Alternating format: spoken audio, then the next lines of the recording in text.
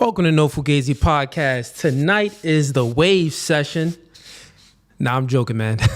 It's open panel debate night, and we got some reviews for all of you. Let's get into it.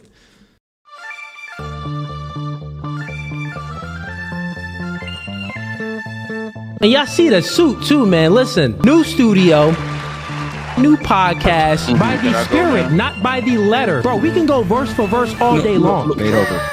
Doing new things. Men are okay with understanding the reality that we are in competition with one another. But you ladies think that you're special. You are in comfort. Men are men of their word. So here's my word. I'll fly you out here and we can do it in person. And after that, we could box. I'm about my business. So remember I said, when I ask you these questions, I will dismantle your entire argument. That's the end of the debate, my dog. I'm 39, but I don't look your typical 39. Belly. Yeah. You look 39. It's okay though. That man isn't intimidated by a woman like you. He's annoyed by a woman like you. Because a man doesn't want to date another man. He wants to date a woman.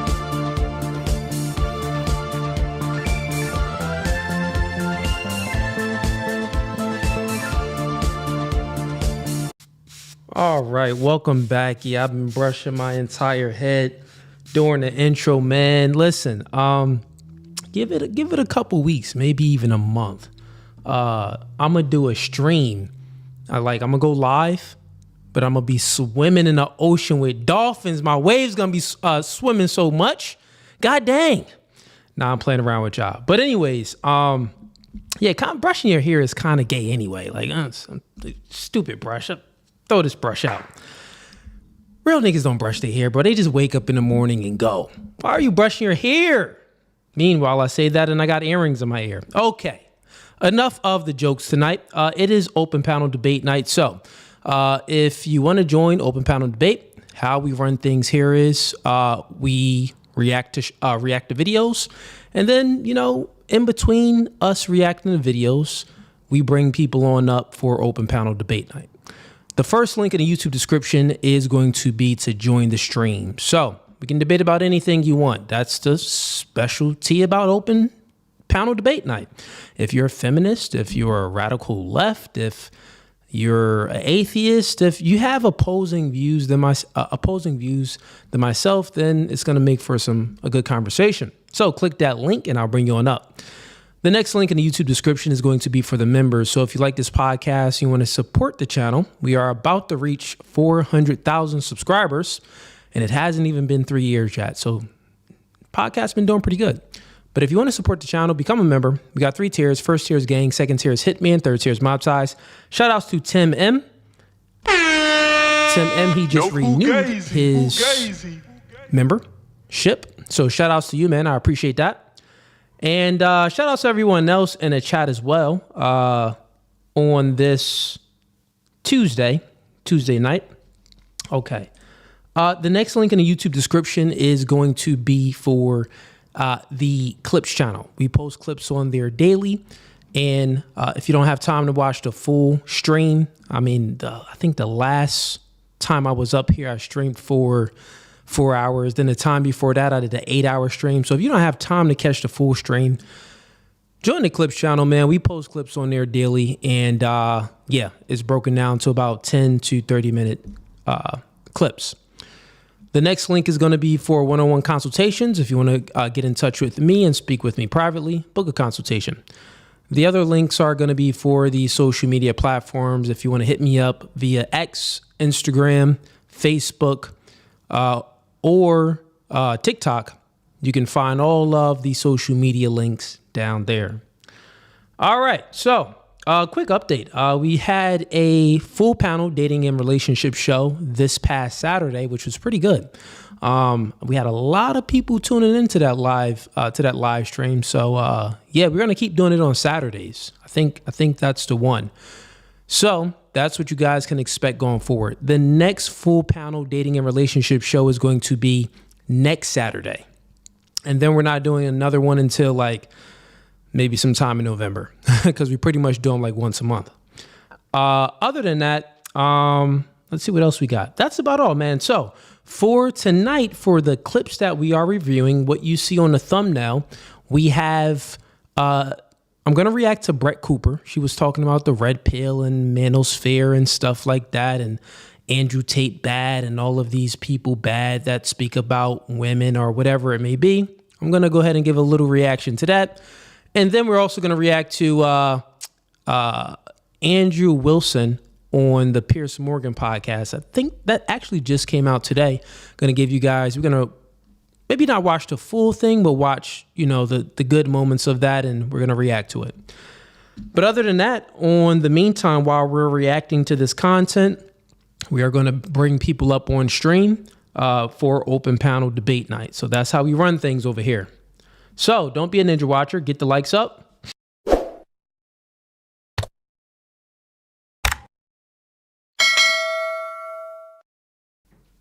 All right, so we are currently live on Facebook and YouTube right now. Let's see if we're live on TikTok. I'm not sure why.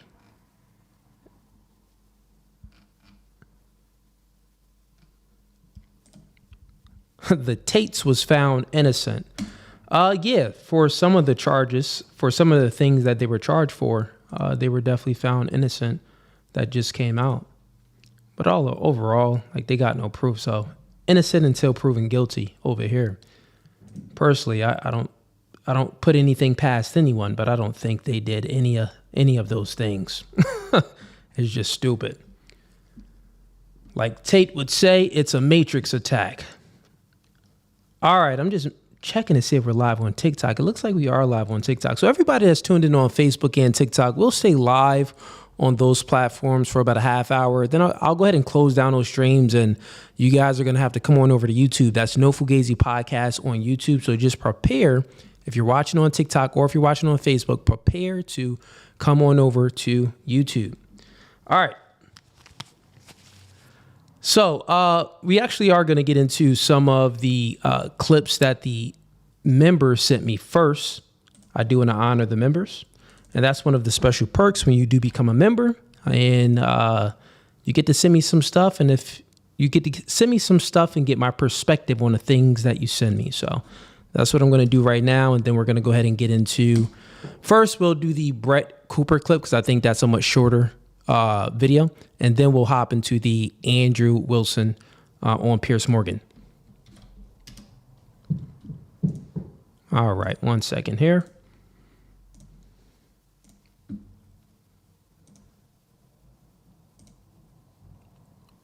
All right, what is this? Let's see. Gen Z, these are adults under 30 years old. We thought we would ask a big picture question, what they think is most important to their personal definition of success. So we gave a whole bunch of different options here, and we asked folks in this poll, pick the 3 that you think are most important. The most commonly cited for Gen Z for success in life: to have a fulfilling job or career, to have the money to do the things you want to do. What was most surprising about this poll, though, was there were massive differences between how men and women in Gen Z answered, and there were huge differences politically. When you combine those two things, gender and politics in Gen Z, and you ask about what's important to success, they are worlds apart. Look at this. Men, Gen Z, men under 30 who voted for Donald Trump, what were they most likely to say makes for a successful life? Having children. Number 1, women, Gen Z, voted for... And you see this, right? So this is what you see when it comes to Gen Z, how, they were influenced by the media, a lot of the propaganda that was going on. So Gen Z, the males, the highest thing that they prioritize is having children and a family. That's crazy for men. That's Gen Z, right? And it's crazy because women aborted about a third of Gen Z, which is crazy. So it probably would have been even more men that would have been, prioritizing family and children. But it's funny because the top priority, number 1 on the females list, I don't know if you guys can see it there, but it says having a job or career you find fulfilling. Look at the vast differences of Gen Z men and Gen Z women. It's crazy. Let's continue on. For Kamala Harris, where's heaven? Wow. All the way down here at the bottom. Couldn't be more.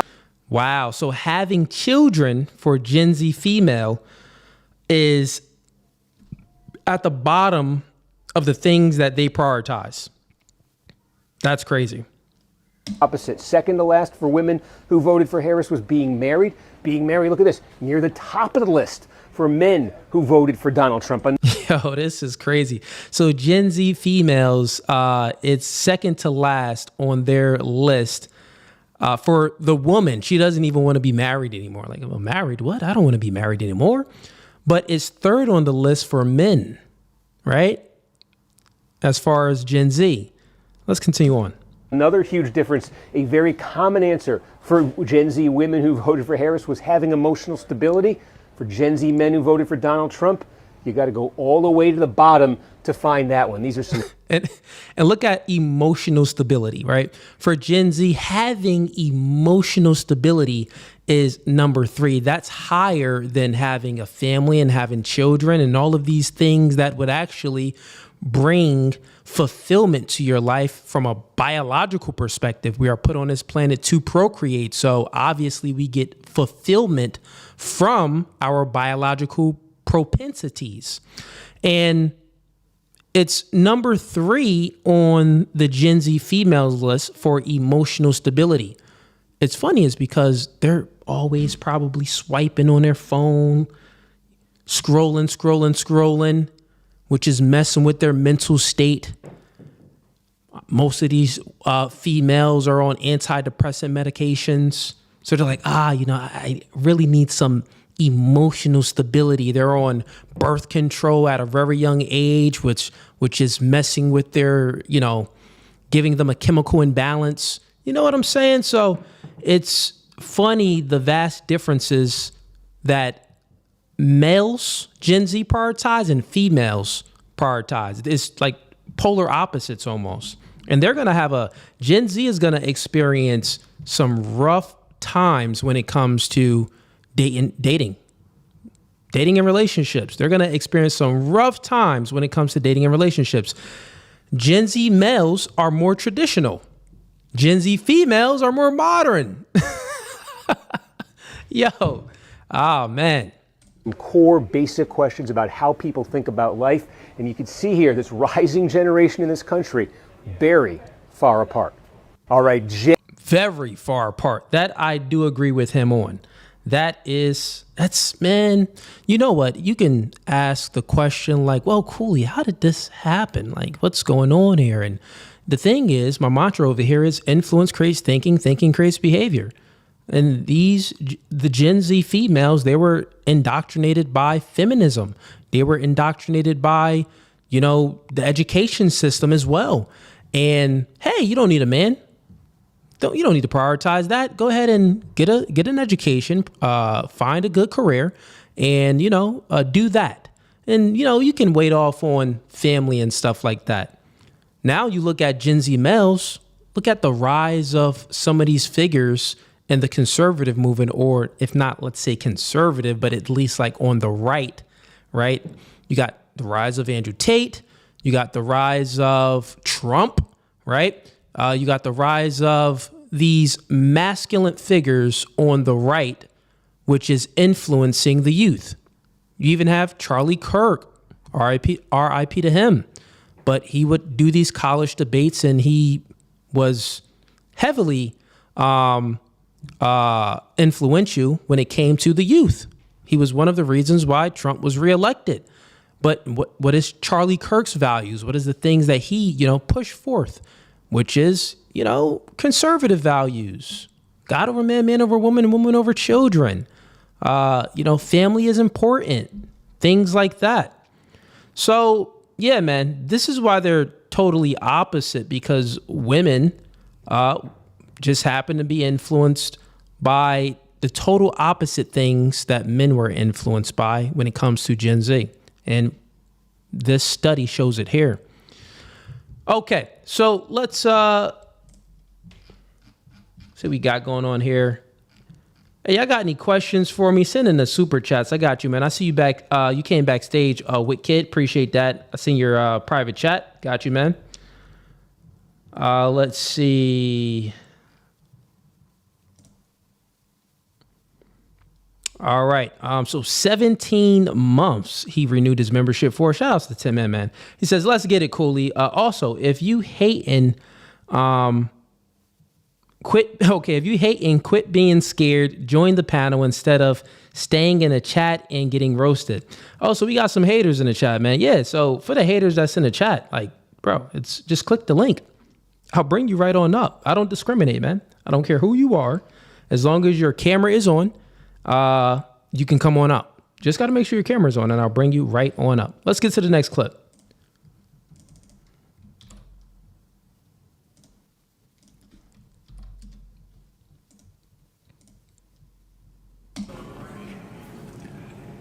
Welcome to America.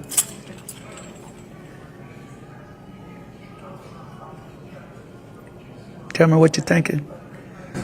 Just so much. Kleenexes, please. I've always been interested in history and the history of Black people. I took Afrocentric classes at U of L. My grandma lived at 2821 West Kentucky Street. I've read so many books, and now I belong to a church that's primarily African American, and I wouldn't be anywhere else. Beautiful. Thank you. Bro, what did I just watch? What? Okay. White woman brought to tears after being shackled during African American museum visit. Okay. Well, it's an African American museum visit, but it looks like it's a church. A church and a museum. I'm not sure what this is, but it looks like what I just witnessed here was white guilt, right? White guilt. This white woman walks up to a Black man. He puts the shackles on her. So, this is what it feels like to have shackles on, what your ancestors put me through. And you just got to feel a fraction of it. And this old white woman is like, oh my gosh, I finally know what it feels like to have shackles on my hands. And I joined the Black church and I'm trying to, do what's right. Shut up, you stupid white woman. Did you do anything wrong? What is this? This is so stupid. It's like, this is what you call white guilt. They're like instilling white guilt. And the funny thing is, I always I'll be honest, I suffered from the victim mindset, meaning that I was one of the Black people growing up in my younger years that used to look at white people as evil, and maybe not as evil, but used to like blame white people for the problems and little stuff like that. I never was extreme, right? But it's funny, even then in the victim mindset, it's still like when I would come across individuals like this that would, like feel sorry for you because you're Black. And I'm like, nigga, like I'm fine. Like my health is good. I live in America. I got clean water. Like, like I'm not a victim here. That's what kind of started to wake me up a little bit out of the victim mindset.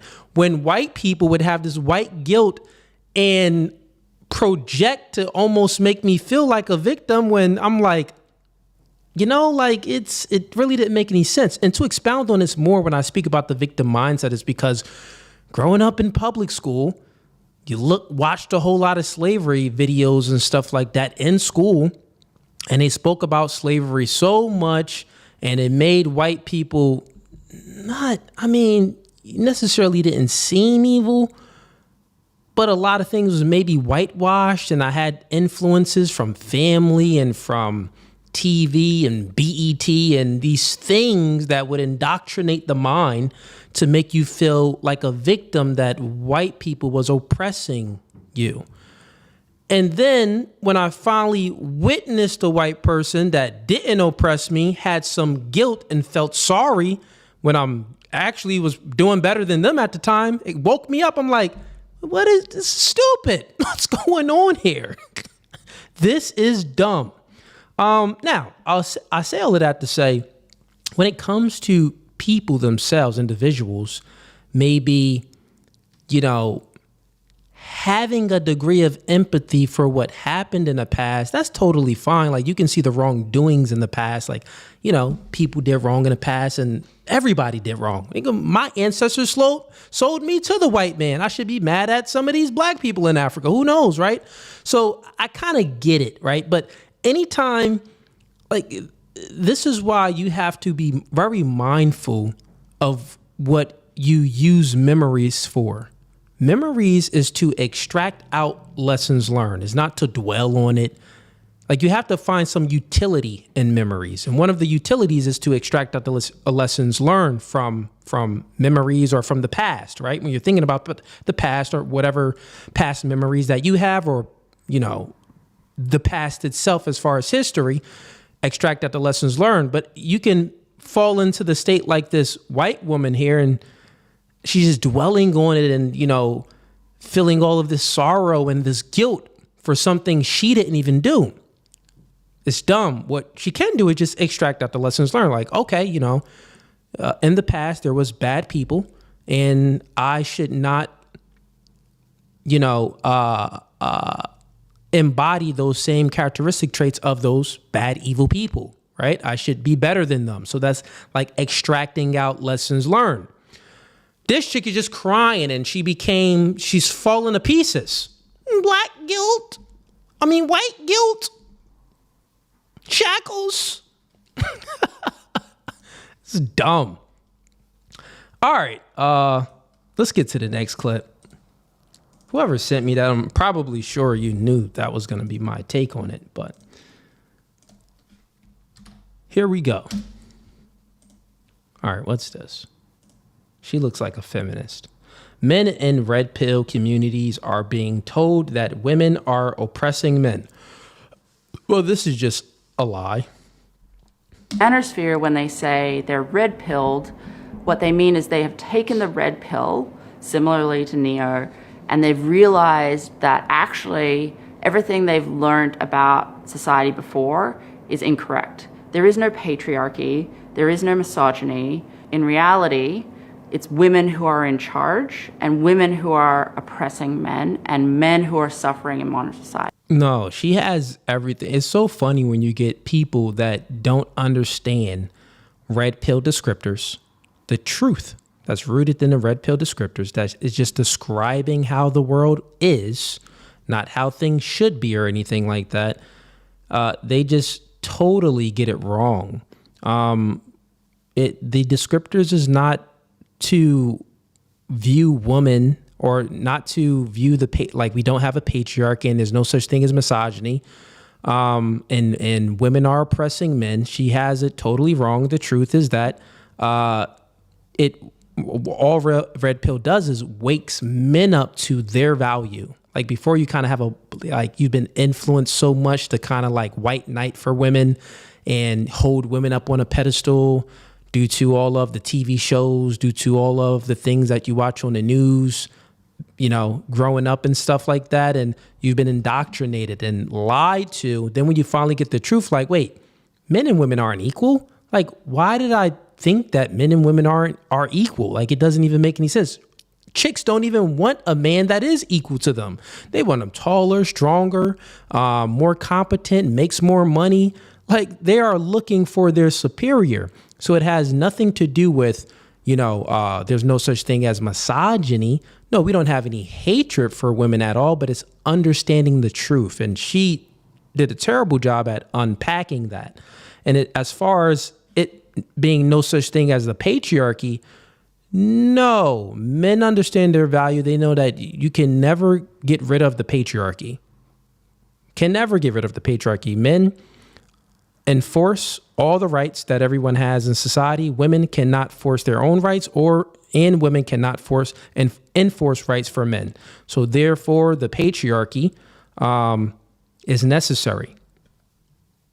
Men and boys hear these messages that sometimes their very presence, their very being is a problem. It's problematized, particularly on the progressive left. What you see in some respects, particularly online, the rise of sort of the red pill communities. So if the people over here say your maleness is a problem, the ones over here say No, it's good to be a man, and you should say that with your head held high, your chest stuck out. With the manosphere, when they say, Yeah, he had a better perspective on it. But that chick she just said a whole bunch of goobly gob. All right, let's get to the next clip. Get the likes up too, man. I'm going to keep telling y'all, listen, what we doing tonight here, I'm reacting to content, but y'all got to get the likes up, man. No freebies over here. Get the likes up, support the channel, send in some super chats. Let's go.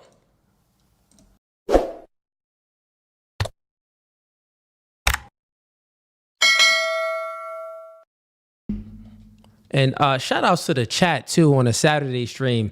Listen, man, y'all was roasting me for a good hour on a full panel dating show that we had in regards to my haircut, making all types of jokes. And you know what? I knew that was going to happen. This is why I did it like on one of my other streams, like 2 streams ago.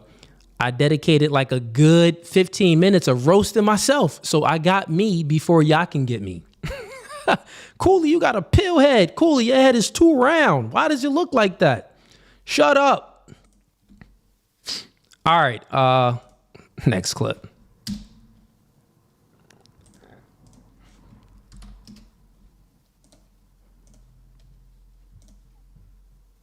I'll happily be the first to say it. A man in a Mercedes is not a man. That's a bad bitch. In fact, a man pulling up in a Mercedes is a bad bitch waiting for you to hold his purse. Look, babe, I don't make the rules. It's just a feminine car. It's not me. When you look at it, it looks like a feminine car. When you look at a BMW... Bruh. Let's keep going. It's giving mask. Okay. So she's saying that a BMW is more masculine than a Mercedes-Benz. Mind you, she got the G-Wagon up there, the G-Wagon truck, right? On what planet does the G-Wagon look feminine? This chick is just speaking nonsense. The comments is funny here. I don't know if you guys can see it, but one of the comments says, man with a Benz broke her heart. Yo, another comment says, sometimes you see a gorgeous lady, you wonder why she's single. She opens her mouth and you get your answer. The comments is killing her right now. Yeah, man. She's just dumb. This is what you call like females can afford to be so picky. Like imagine you live a life and it's like, if a man drives this type of car, a very expensive car, I still don't want him. Like he can check off all the boxes, but if he pulls up in a Benz, ew. I don't want you. Imagine that type of life. And women are afforded to live a life like that in delusion is because they have so many options. So many options of simps, so many options of just other men that's consistently DMing them or approaching them on a daily to weekly, monthly basis. And they get this overinflated sense of ego. And, they start saying dumb stuff on social media like she is. It's just stupid. Let's see what else she says that's dumb. Audi mask. A Mercedes, babe, that's femme. Femme as fuck. It's giving girl. Toyota, that one is very gender neutral. I'm not gonna lie. All right. Yeah, I'm going to the next video. Shorty said a Toyota is very... Wait, time out. So a Benz, a very expensive car. Then she has the picture of the G-Wagon up there, like a G-Wagon, right? You got the S-Class. There's so many different types of Mercedes, right? That's feminine, but then she compares it to a Toyota and she says, Toyota's gender neutral. Like you can be a man or a woman and you're masculine as a man driving it and you're feminine as a woman driving it. That doesn't even make any sense now. She's just all over the place. Next clip. Chick is retarded. I don't think I can say that word. Dang, my bad. I may get canceled. Let's keep going. All right, so what we got here? We got nearly 1 in 3 of American women aged 18 to 28 say they're LGBTQ. And this would refer to Gen Z. So let's go ahead and read the side here. It says, a new Gallup poll shows that 9.3% of U.S. adults now identify as LGBTQ, nearly triple the rate from 2012.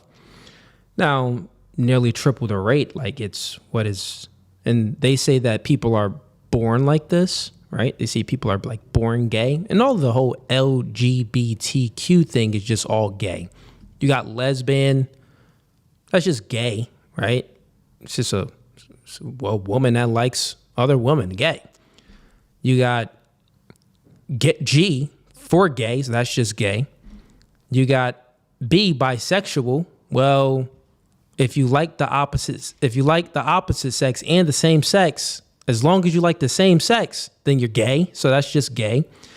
Then you got trans, and that's gay because if you are a man and you think you're a woman, you're gay, right?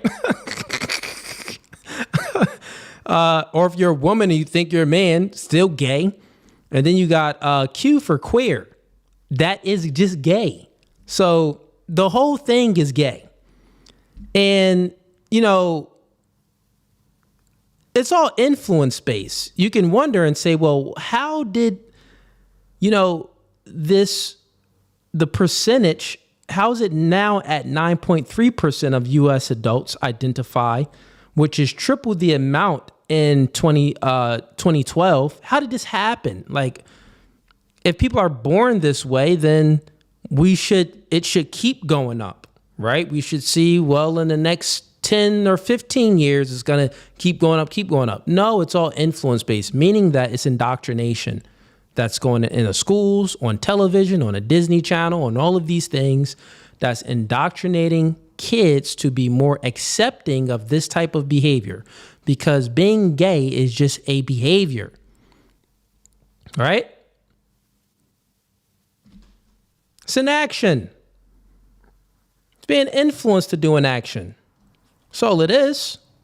Okay, then it reads over here, it says, the rise is mainly fueled by Generation Z, with nearly 1 in 4 people ages 19 to 28 identifying as LGBTQ. Among Gen Z women, the number is even higher. You got to think about that. Like, if you're a woman anyway, you're like on the verge of being gay because you're a woman. Even if you're straight, it's like, you know, gay is like right there. If you're a chick. So I could see why it's much higher. Then it says almost 1 in 3 now say they're LGBTQ, with bisexual being the most common identity. Yeah. I mean, because you're a woman, you're more susceptible to outside influences, and you're a chick. You already dress up in, you know, skirts, and you're feminine. The feminine nature is more like, you know, it's not as grounded as the masculine nature, I would say. The feminine nature can be grounded fully within their femininity, but nowadays, I would say just since they're the weaker sex from a mental influence level, very easily to be influenced, then that means that, you know, it just makes sense to me that females would be higher as far as the percentage when it comes to identifying as being gay. Transgender identity remains rare, overall at 1.3%, but rises to 4.1% within Gen Z. Okay, it says LGBTQ also varies politically. 14% of Democrats. Okay, all right, let's check this out. So 14% of Democrats identify as being gay. 11% of independents, and just 3% of Republicans identify as being gay. So if you don't want to be gay, or you want to, you know, decrease your likelihood of being gay, your children being gay, being influenced and susceptible by filth, then you may want to come on over to the Republican side, because only 3% are gay over here. I mean, that's still, never mind, I'm gonna get canceled. 3% is too much, man. It's god dang. Like, what? Come on. Like, why do you want to have anal sex? This is disgusting. It's disgusting. Like, why would you want to put your body part in a hole where feces come out of? It literally makes no sense. Bacteria, parasites come out of this hole. Ugh. And then somehow you have an attraction for this. Go, sit down, get on your knees, pause, not talking about that way, and pray to God. God, help me. I don't know why I'm attracted to this. Something happened in my childhood which made me attracted to this, and, you know, forgive me for my sinful thoughts. Repent, and hopefully God will save you. All right. Y'all probably like, man, Cooley wild. We got some super chats that came in. We got What Kid Dream sends in $20. Here is to a good show tonight. We shall call you Mr. Ripples until the waves come in. Also, how much longer until I can buy a t-shirt? You know, I got so many t-shirts, man. We are releasing we are going to be releasing the fall stuff, because we got hoodies, we got sweats with the logo on it. We don't got a whole lot. T-shirts, we got a whole lot, right? But as far as the hoodies and sweats, we don't have a whole lot, but it is going to be members first. So once we go ahead and release it, you guys are going to be able to pre-order, and the members are going to be able to get their stuff first before it's fully released to the public. We sell out pretty fast. Well, we sold out 3 times, and the 3 times we sold out is because my Facebook following is like OD, right? So if I post something on Facebook, you know, I got the crazies over there. They willing to support homie and, you know what I mean, follow me to the end of the road. So it's always good to have some supporters like that, even though they don't be coming over here to YouTube to join a stream, which, you know, I think Facebook anyway, when you go live, you just really don't get that much engagement. The live stream can only stay up for 30 days anyway, then they take it down. So Facebook, that platform is more for reels and like uploading videos. But I say that it's just more for reels. That's what it's for. And also, as far as if you make comments and stuff like that and post pictures, it's for that type of content. But I got you, Wit Kid. I'll let you know when a drop happens. All right, what else we got in here? Any other super chats? 1 second.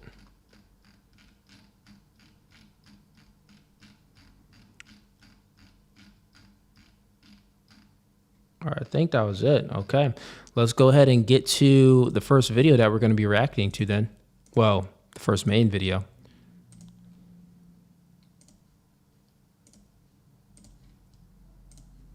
All right.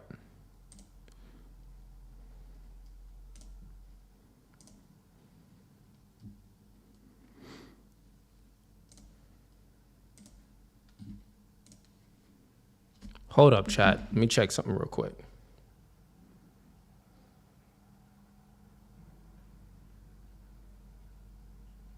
Yeah, Tim M. The haters, where the haters at, man?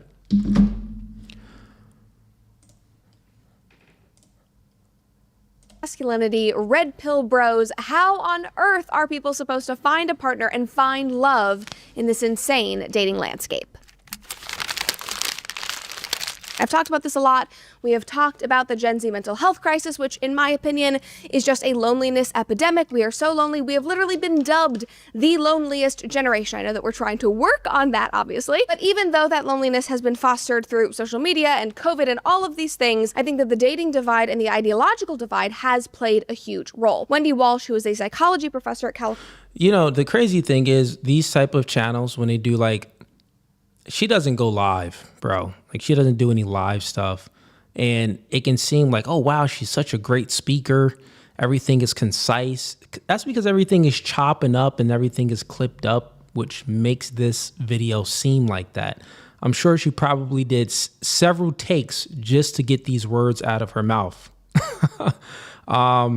Let's continue on, and we're going to debunk anything that she says that's crazy or false. California State University Channel Islands and an ambassador for datingadvice.com told Newsweek recently that, quote, in the last few years, males have become increasingly conservative and the most liberal and progressive group in America is young females. The political polarization is already creating problems in the dating scene. People in their 20s are either not dating at all or competing for a very small group of people who match their political views. And guys, as I am sure you are well aware by just being young people and humans in this weird culture, I'm sure you are aware that this divide did not happen overnight. And so we need to look back over the political landscape in the 21st century to see how we got here, and most importantly, what solutions we can employ to actually fix the situation. But before we do... Okay, so she's going to explain how we got here and then what solutions. So one, she's going to give a descriptor to show how we got here, and then she's going to give a prescription.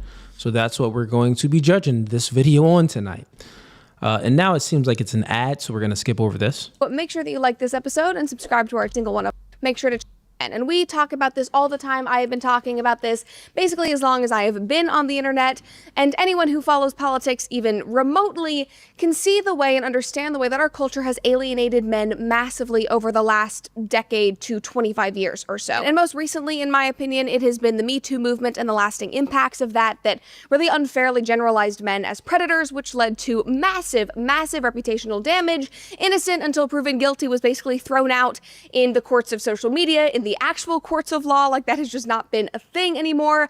There was and still is this attack on toxic masculinity, which stereotyped, normal male traits like stoicism or assertiveness as being inherently harmful. And they even went so far as to say that things like football and hunting and just like normal male hobbies were actually very toxic and were hurting America and were oppressing women. Women would say, F the patriarchy. We want to stamp out the patriarchy. You literally have women who say, Bro, I don't know how she has a million followers. I can't listen to it. The voice is annoying.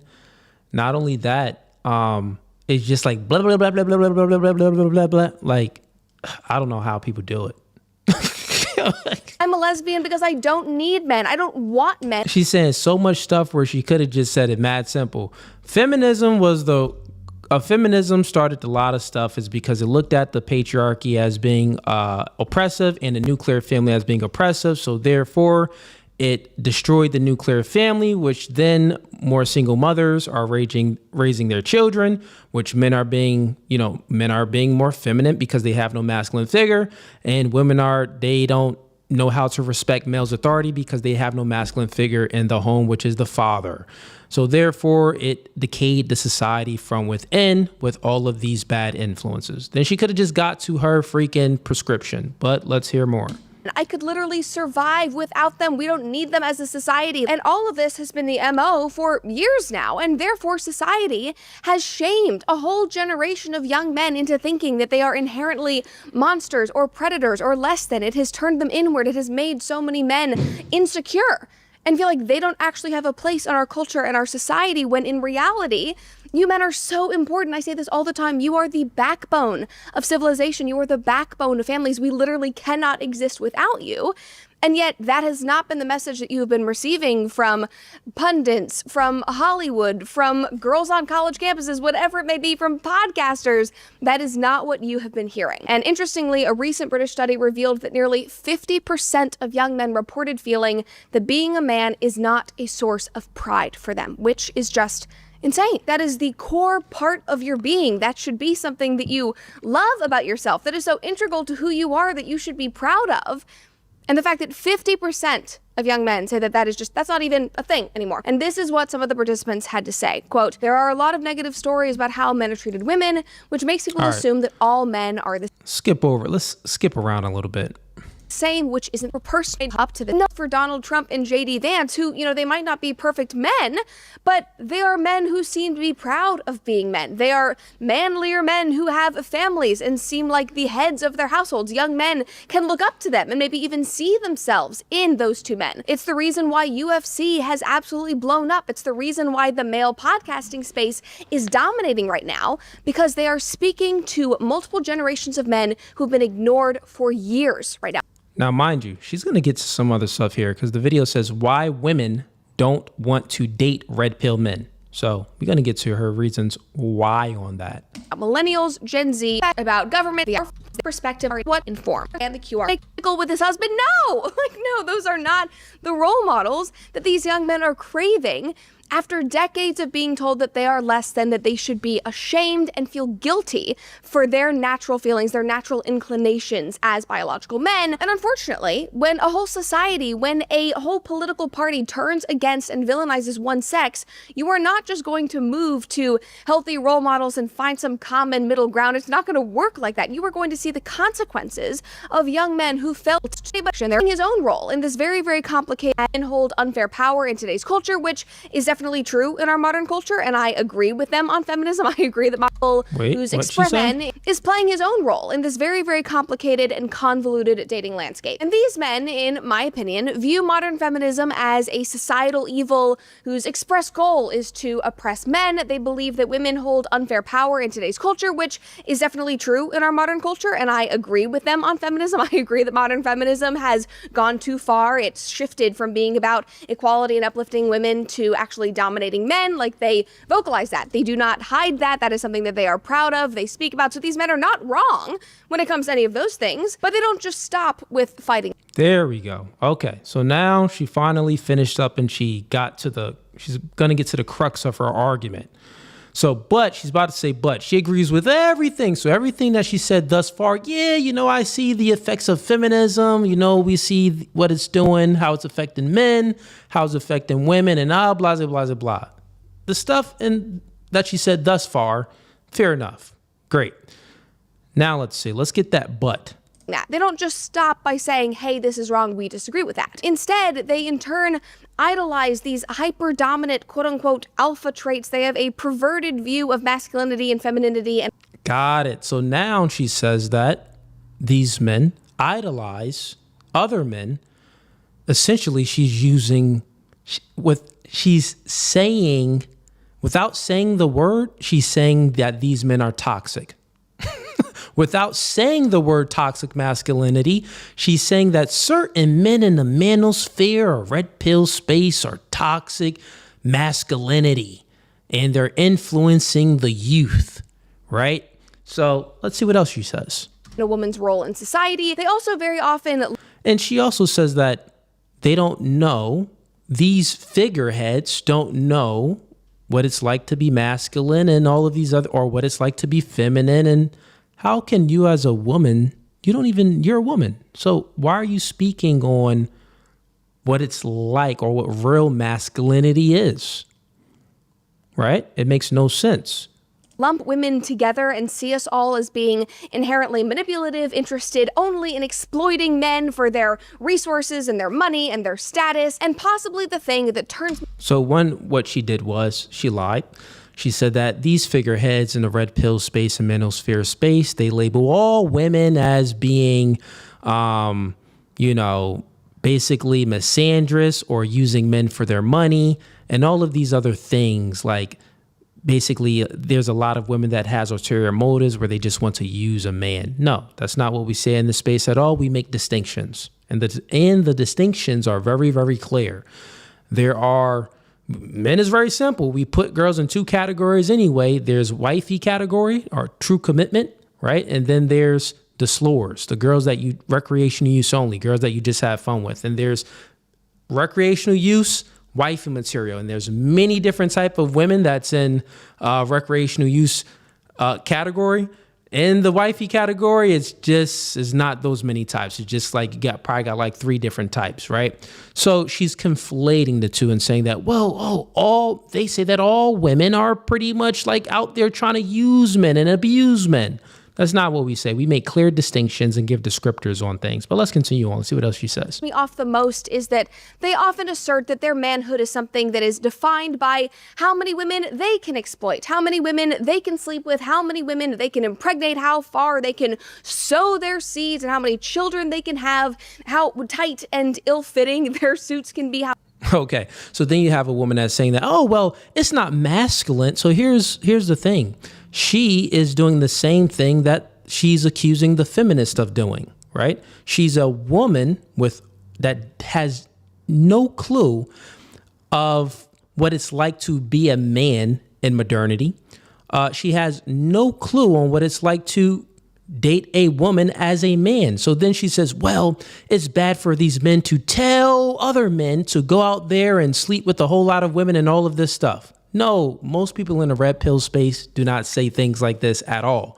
What it does tell you is, you don't want to be, lazy and have no ambition and think that you're going to go ahead and attract women. No, you want to actually go out there and put in the work and become the best version of yourself. And a byproduct of you going out there and producing is more women. You'll have more options. Not only that, if you don't have a whole lot of options, the likelihood increases for you to tolerate women's inadequacies. The likelihood increases for you to tolerate promiscuous women. The likelihood increases for you to tolerate a woman that cheats on you and disrespects you and so on and so forth. So therefore, in modernity, if you're a man, it's necessary for you to become the best version of yourself so you can have some options and you're just not praising this chick and worshiping this woman because this is the only woman that you can get some sex from, right? Because the thing is, she doesn't understand male's nature. Like, our nature is much different than a woman's nature, right? So if you're a man, you got no options. Like, most men anyway is only as faithful as their options, right? Now, we're not telling men to go out there and sleep, but if you have options, you're not going to tolerate your chick disrespecting you. You're going to be like, listen, I'm not tolerating that. You do it one more time, you out of here. And you actually going to put your foot down because you know you can replace her. But if you're a man and you got this chick by like the skin of your teeth and you don't know if you're going to have another option, you are more likely to tolerate this woman disrespecting you. So what we are doing and telling men is we're giving them information to put themselves in a position where they have leverage in a relationship. Not only that, the courts are after you. The courts favor the woman when it comes to divorce, when it comes to child support, when it comes to all of these things. Women are favored in the courts and all of that. There's really no accountability on women. So basically, we're giving men these utensils to go out there and fight a good fight and have some leverage in the dating marketplace, which she doesn't understand, right? She's a woman. Things get handed to her. Right? She doesn't even know anything about, she wakes up, she gets a good morning text, she gets options from this guy, options from that guy, so many options. So, she's not really pressed on, she can see very clear, if the man isn't giving me what I want and what I think I deserve, then, I got all of these other options. Well, forget Kyle. Let me go to one of the other options to see what else I can get, right? They live life on easy mode. Men, we don't work like that. Most men ain't got options. So if they do get a woman where they kind of build something with, but she then starts to disrespect him or whatever it may be, go out to the club with her single friends, he like, looking at his phone, dang, it's dry. Then since his phone is dry, he's texting his girl like, honey, when are you going to be home? She's like, after the club, I'm going to Caitlin's house and she's going to have some friends over and we're just going to, hang out there. And he's like, oh, okay, any guys are going to be there?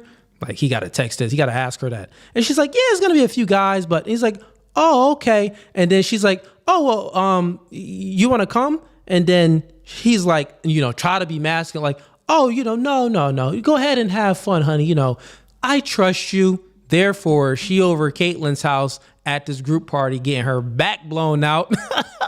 And he's just accepting it. And matter of fact, he'll probably find out and be like, well, baby, I still love you. Please don't leave me. And he's doing this because his phone is dry. He got no option. So he's tolerating the woman's bad behavior. And this delusional chick doesn't understand that because she doesn't understand the male's experience, right?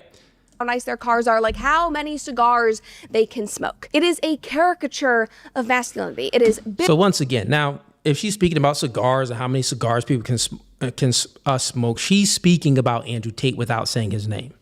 And in my opinion, it is incredibly performative. And while I know that I just spent 2 minutes basically complaining about them. And once again, she said it's performative. Like, we're just telling people, like, we're saying these things to get likes, to get clicks. No, you dumb dork. We're saying this is because it works. This is life. As a man in modernity, with the age of social media and dating apps and everything else, most of these average women do not find average men attractive. Average women, that's a 5 or a 6, essentially, she thinks that she deserves a man in the top 1 percentile. So if she thinks that she deserves that, if she doesn't get it and she may settle, it's a high probability she's going to treat the man that she settled with very bad and disrespect this man and treat him horrible, because in the back of her mind, while she's scrolling on social media, she's like, yeah, this is who I truly want. And maybe she did get those 1% guys, but they just smashed her and dashed her, right? But then she's settling with, Mike, right? She's settling with Mike, looking at Mike on a couch like, I got to deal with this guy. He's only making $60,000 a year. But, 2 years ago when I was single, I was flown out by, this Chad Ochocinco, right? Former NFL player at a big old mansion, right? I'm just making up names. Shout out to Chad. But flown out in a big old mansion that gave me this wonderful experience. I know I can get that. I know I can. No, chick, you can't get that. You got this overinflated sense of ego. You're just an average chick. So settle with Mike, and Chad just smashed you. Like, you know what? That's all what happened there. And women are delusional because they conflate the two. They conflate sexual attraction with relationship attraction. So they'll get some sexual attraction from a 1%er and think that it's for a relationship. Let's continue on. Saying what I think is wrong with their ideology, their core grievances, like the reason why the red pill bro was created. So, and here's the thing. Here's these currently, like right now, I didn't give any like prescription with what I described. There wasn't any like prescriptions there, rather than men need to self-improve so they can do better for themselves. And the byproduct of that is more options. That's like the only prescriptor there. But everything else that I described, she can't describe.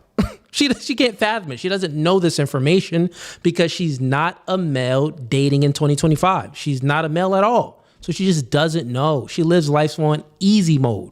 She lives a very privileged, soft life where things out of thin air just drop into her lap. Oh, this is nice. Wow.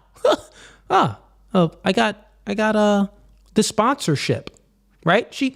During this, I watched some of this clip. I didn't watch it all, but she has like so many sponsors. Like, think about it. One, you're a chick on YouTube, 1-point-something million subscribers. You don't even go live. You don't have any of your own like thoughts at all. You say nothing new, right? Everything is just edited and chopped up, and you're speaking fast and your hands are going all crazy.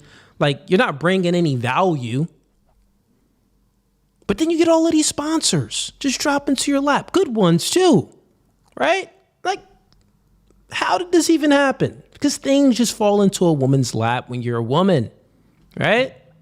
In the first place, like, their core grievances are often very legitimate. Like, liberal women and progressives, you created a space for the red pill man to thrive. You pushed men for years, for decades, so far into a corner that they had no choice but to turn to people like Andrew Tate to create these ideologies so that they could feel powerful so that they could have somebody who would say, hey, it's pretty great to be a man, even if that version of a man is kind of performative and a caricature, in my opinion. And I'm sorry. In my opinion, so it's performative that that Andrew Tate has, I don't know how many baby mamas he got, and I don't know how many kids, but he got a lot. He say he got a lot, right? That's performative. He drives a Bugatti. He's smoking cigars. You know, this isn't performative. I would say that that's his nature. That's him, right? That's him. The other thing is, it's like, I'll play more. Sorry, but the result of all of that, what this has become, is a major turnoff for women. Even women who might share your values or politically agree with you. Because like you... So then she makes an assumption that men that adopt this ideology, and it's, I mean, can you even say it's an ideology? It's just truth, right? Even if we look at things, Patrice O'Neill, I don't know who, if you guys know who that is, but he was a comedian. He passed away. R.I.P. to him. He passed away, but he was a comedian that spoke about the biological differences between men and women. And he was one of the earlier comedians, and along with him and Chris Rock, but Patrice O'Neill used to really speak about it in the early 2000s. And he said more crazier things than Andrew Tate, I would say. If anyone used to, listen to Patrice O'Neill. So what she's saying here is it doesn't make any sense, because she doesn't understand that one, red pill is just a set of descriptors. Then she says that, well, it's unattractive to women. That's a lie. That couldn't be the furthest thing from the truth. Most women, they don't even care about your ideology or anything like that. It's all about, if you can make them feel the vibe, then listen, the probability definitely increases for you to escalate things with the girl from a physical standpoint, from a relationship standpoint, and so on and so forth. And if she likes you, that woman will change her ideology to match your ideology, because the man is the leader. And especially if you lead properly and stuff like that. But she's just dumb, man. She has no idea that most women yearn for a masculine man in today's day and age, is because there's so many effeminate men. There's so many feminine males out there. So when a woman actually meets a man that has some standards, that says no, that has a backbone, and that isn't pedestalizing her, she's like, wow, like, this is a challenge. I actually got to work for this guy. But not only that, he's attractive, right? He's assertive, he's dominant. All of these things that over here on this side of the internet, the message that we push forth is very attractive to women. I do a panel with chicks all the time, and I ask the women, even the feminists, I get the most blue hair type of feminists on my show when I'm doing my full panel dating shows. And even they still want a man to lead them. Now, there's always that exception to the rule where it's going to be a woman that's they would say that they want things 50-50 and they want it equal. But then as you ask them questions and unpack things, they really don't want it equal. They're just saying these things because it's politically correct to say. So all in all, she doesn't know what she's speaking about. Didn't want to date a feminist woman who hated you for your manhood and just hated your basic identity and wanted to take advantage of you through sex. Women also are not going to want to date men who are assholes and hate them for just being women. And I really think that a lot of these... And that's the thing. So women aren't going to want men that hates women for just being women. Over here on this side of the internet, no, we don't tell you to hate women. What we do is we give you the biological truths about women so you understand women. And if you understand someone, hate goes away. Normally when you hate someone, it's when it's lack of understanding. It's when it's emotional based, is when you have this hatred for someone. You know what I mean? Because you really don't understand them. Over here, we give these descriptors that's rooted in truth about women's nature and the biological differences of males and females, which it gives men understanding like, well, women are hypergamous. That's just something in their nature, man. They're gonna want someone that's doing better than them, right? So if you don't understand that, you would actually may grow some resentment and may start to hate them when they start rejecting you because you don't meet their height preference or you don't meet their financial preference, right? Think about it. If you're 5'5" as a male and you have no awareness of the red pill truths, these manosphere descriptors, and you go out there in the dating market in 2025, you're 5'5" and you're making $40,000 a year, you're maybe not that socially calibrated or whatever it may be, but you out there, you're trying to date, and you're getting rejected. And what these women are telling you, if they're being truthful, like, well, yeah, I kind of want a guy that's taller, or no, I want a man that's more established. You're going to be like, these women are shallow. They're shallow. They just want a man with money. They just want a man with height. They're shallow. You're more likely to grow some resentment because you don't understand the woman's nature. Over here, we teach you to understand the woman's nature, so you're less likely to grow hatred for the woman and have that resentment because you understand that's the woman's nature. That's them. That ain't changing, right? Now, since you know the truth about women's nature, now you need to self-improve, right? Self-improve and do better because you can't change the nature. You can only elevate yourself as a man. So then the byproduct of your success is more women are going to be attracted to you. So she's just false on her assumptions.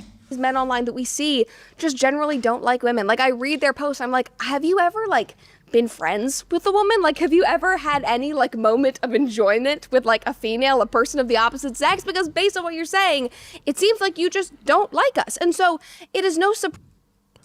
Oh, we got some people coming backstage. Yo, boy, Lame, what's going on, man? Hit me in a private chat. I see you just came backstage, man. Hit me in a private chat. Real quick, let's see if we got any chats that came through, any super chats. Okay, we got Sel sends in $10. I appreciate the support. Appreciate that. Let's see what else we got. We're going to finish up with this clip shortly, and then we're going to get into the next video reaction, which is going to be Andrew Wilson on Piers Morgan debating some fake Christian. Okay, I think that's it. All right, let's continue. Surprise to me that this is a situation that is occurring more and more frequently in our modern dating culture. This is from the New York Post, a recent article from a couple months ago. According to 19-year-old Liza, who's dating someone in his 20s and sat down with the outlet, she said, I'd go on the odd date with someone my age, and more often than not, it would end up in a straight-up argument when he started saying that Andrew Tate makes good points.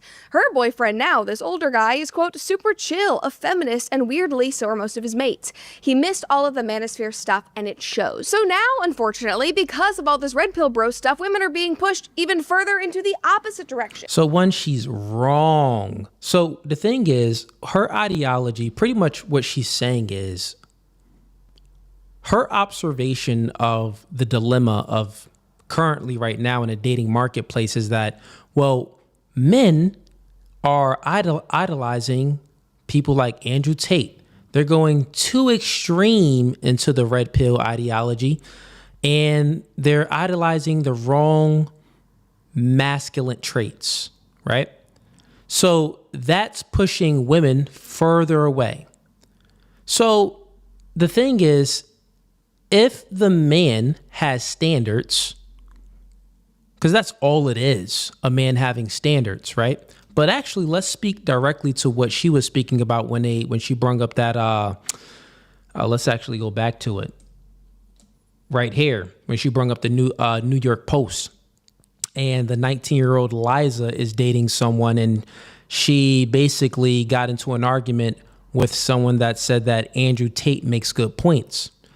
This would tell you that it's a difference of ideologies. So if the woman truly, now some of the stuff that Andrew Tate says is Some of it is funny. Everyone is comedians nowadays. Even myself, I'm making jokes and stuff like that. But I've been a funny nigga, man. That's just me. I've been a cool dude ever since high school. Ever since elementary school, I came out cool. My last name, Cooley. But anyways, some of the things that, someone says is you got to unpack a little bit. And if Andrew Tate unpacks it, it would make sense to most people. They would understand it that basically he's just saying that men and women have different roles. Women have a role in society and duties, and men have their role in society and certain duties that they need to adhere to, but those roles are different. If the woman is totally against just this one little take, then obviously she's a radical feminist. She's like suffers from the woke mind virus, basically, where she's fine with Transformers and everything else, right? So what do you do? Who should change their ideology? I would ask Brett Cooper. Well, who needs to make the change? Is it the woman? That she needs to become more centered and more conservative and more to the right? Or is it the man, he needs to become more centered or more to the left? So should the man conform to the woman's way of thinking? Well, then you got two feminists, right? Or should the woman conform to the male's thinking and the male's ideology and the male's way, right? So here's the thing. She's actually making feminist talking points, because what she's pointing out here is she's demonizing the male. She brought up the New York Post thing. She demonized the male for making the statement that Andrew Tate makes good points, but she did not demonize Liza. Well, I would have said, well, Liza, why would you disqualify a man that said that Andrew Tate makes good points? And why are you having an argument with the man that has this ideology? Obviously, then you share the polar opposite ideology. Liza, are you a feminist? She could have came to that conclusion. It didn't work out because Liza is just a feminist and she was indoctrinated. But no.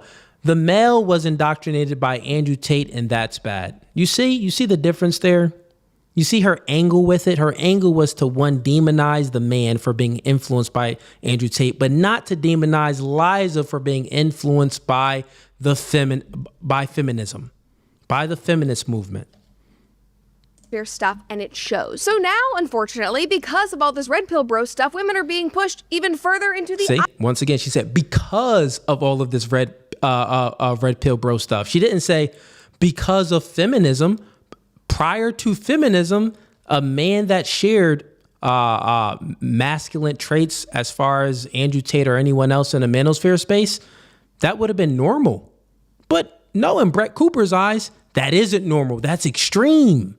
So, Brett Cooper, I would ask you, are you actually siding with the feminists then? I thought you said that feminism was the problem with all of this stuff. It doesn't seem like it. Seems like you're actually siding with them. Opposite direction, into the welcoming arms of these older, chill feminist bros with their chill, older feminist bro mates. But of course, because we need to be fair, the women in this scenario are also not blameless, literally at all. They might have started this whole thing from the get-go. And in talking about this, my mind immediately goes to Alex Cooper and her podcast, Call Her Daddy. But before we keep going, I want to thank today's sponsor. Now, if you followed me for the past few years, you know that... Shorty got 1 million sponsors. Okay, let's skip past this. To have a roster of men lining up waiting for them to date, that they should, quote unquote, have sex like a man, that they should toy and play games with men as a way of gaining power and confidence. This is literally how they named their podcast, Call Her Daddy. Take a listen. Let's skip through this. Okay. We know the Call Her Daddy you can content. date because if a Let's get to her prescriptions. man pissed based on the fact that men are pigs, so women should be pigs back towards them. We should get back at them. And now, years later, this podcast has been around for over 5 about shit.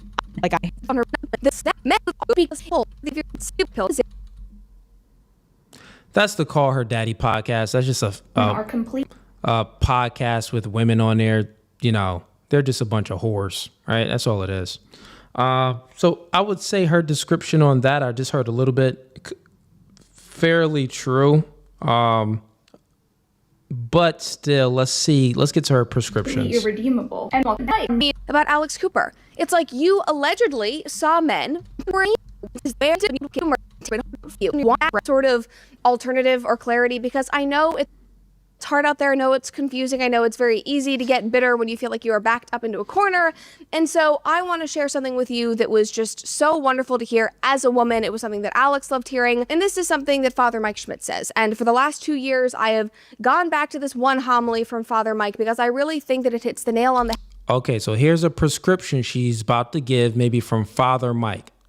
Father something? What's his name? I don't know. When it comes to masculinity. So this is from his Father's Day homily back in 2023. And basically in this homily, Father Mike lays out the problem that our culture basically just gives men two options. The option of being that chill feminist bro who is just meek and mild and weak and a slacker. Or the other option is someone who is a brute and uses his strength tyrannically, which he says is akin to this whole red pill ideology.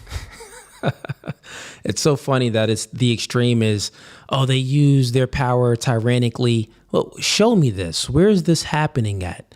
There's no, men aren't, think about it. Like, the crazy thing is where, like, her mind is so diluted, she doesn't even know that men are benevolent. Like, if men wanted to, if men are so evil in a red pill space and we wanted nothing good with women, why would we even court them? For what? Why would we court them, right? We can just go ahead out, quit, stop courting them like black pill would be. Like, oh, they just give up. Or just go out and take what we want because we're physically superior. But that's not what the ideology is telling. It's not giving any prescriptions like that. And I would say most ideologies aren't giving prescriptions like that when it comes from the male side. Is most of them are to protect women. Besides the feminist ideology, they're not really there to protect women at all.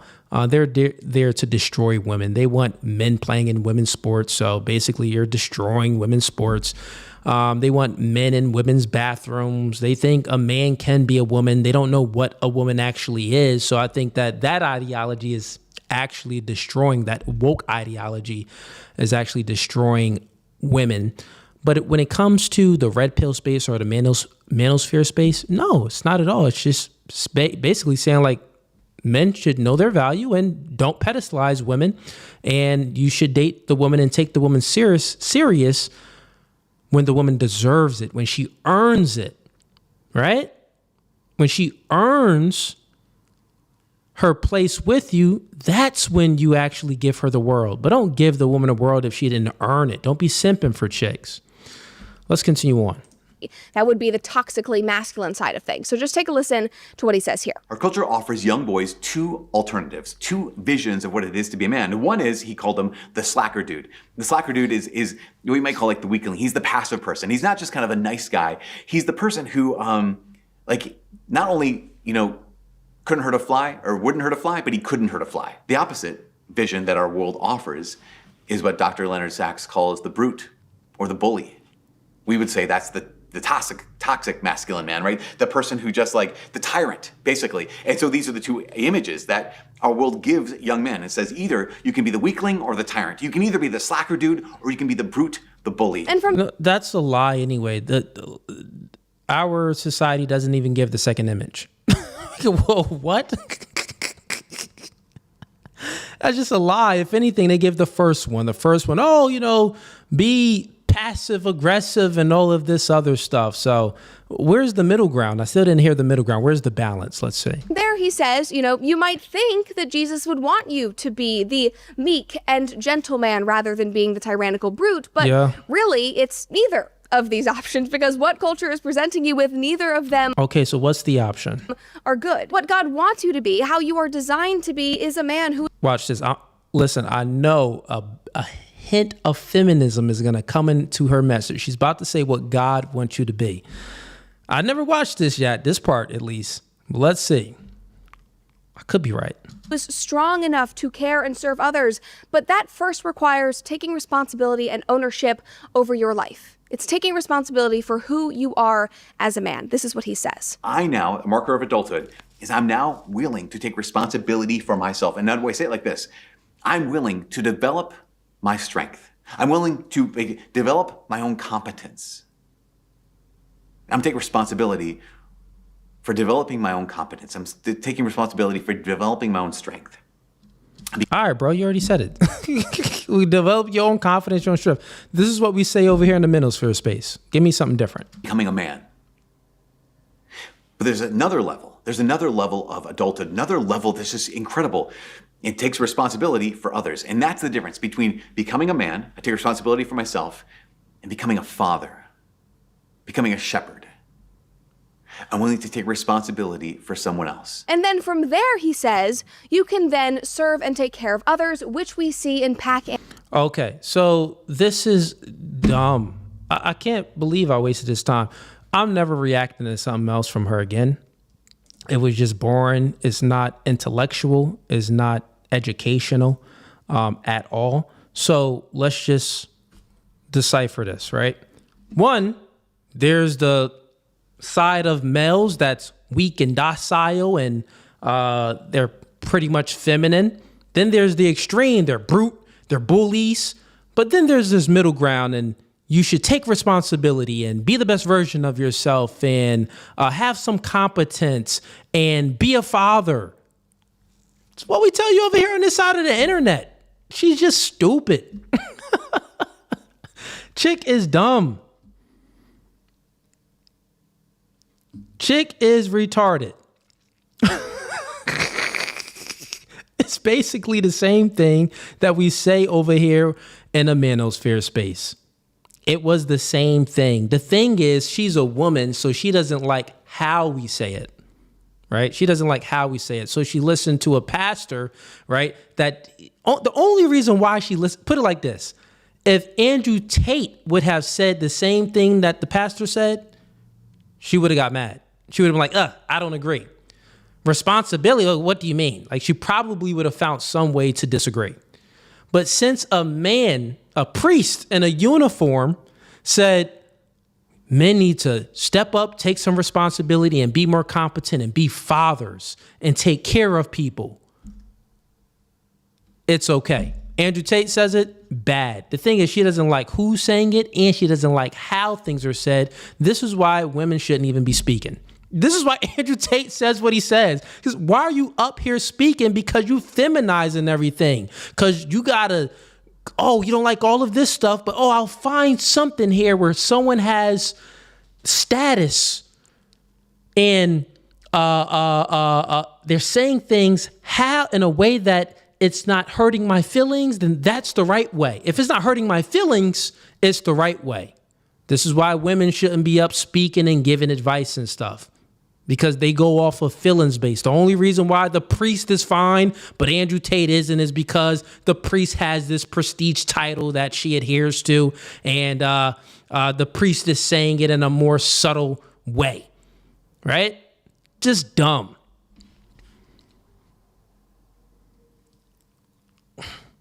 Chick is boring. She's boring. The videos is mad fast. They chop it up weird. Let's get to the next stuff, bro.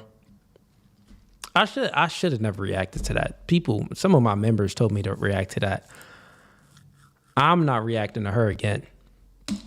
That chick she's like a watered down wannabe Candace Owens, PragerU type.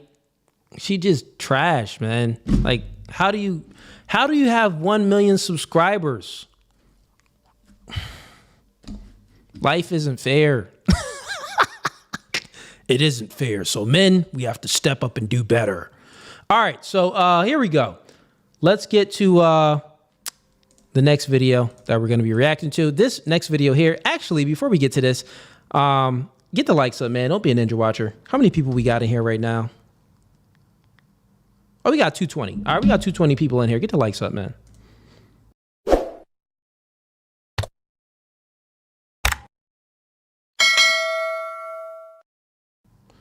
$220. We should be at nothing under 200 likes. Probably got at least 20 haters in here. So nothing but 200 likes. So get the likes up now. All right, so here's the next clip. We're going to react to Andrew Wilson being on Piers Morgan. this is going to be a lot more fun. I watched about half of it, and it was some good back and forth debates. So let's see what we got.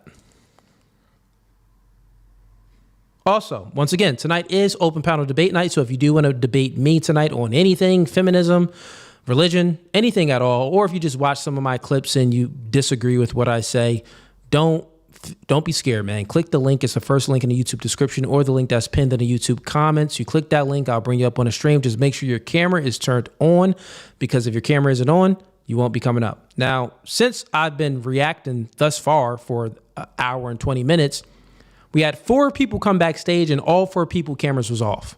So, and we still got 2 people back here right now with cameras on. I see Yo Boy Lame, your camera's on. You back here chilling. But we got 2 people back here with cameras are off. So if you want to come up stage and debate me tonight, cameras must be on. Don't be scared. You got to show your face to come up on stream. All right, so let's get into this clip here.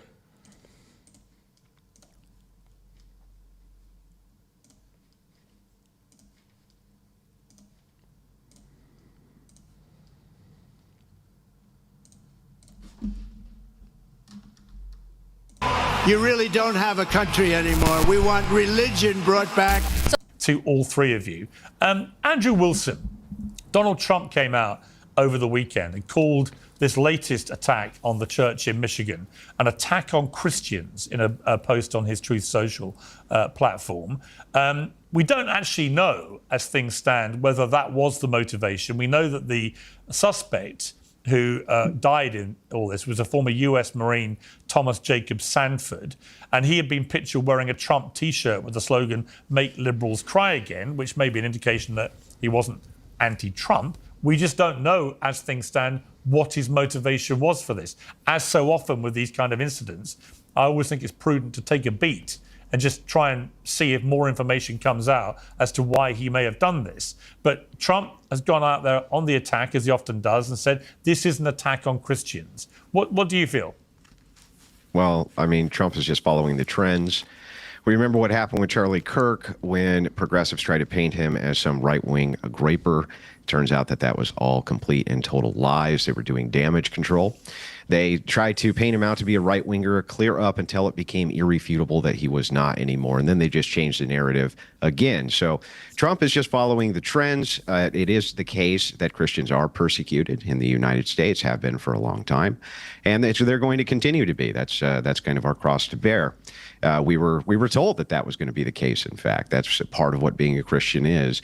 As to Trump following the trends and making the assumption, do I kind of agree that you should have caution on these things? I do, but I can completely understand why it would be that he would have that reaction.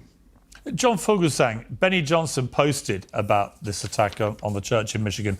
If a mosque was shut up every month, it would be a crisis for Muslims. If a synagogue was shut up every month, it would be a crisis for Jews. If a temple was shut up every month, it would be a crisis for Hindus. Christians, this is happening to us. Christianity is under attack. It's time to get serious about it. What's your response to that?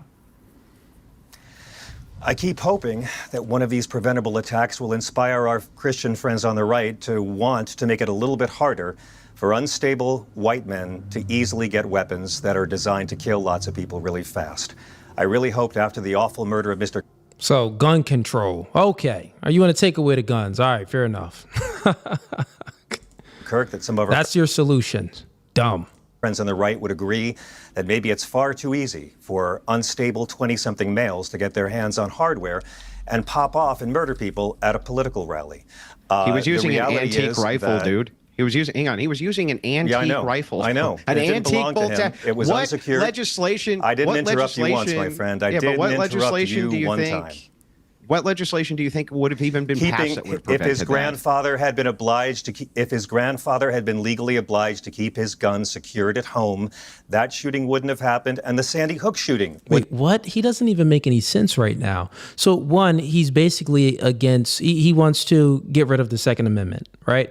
He's saying, well, you know, the reason why, you know, I want my Christian friends to wake up and, you know that.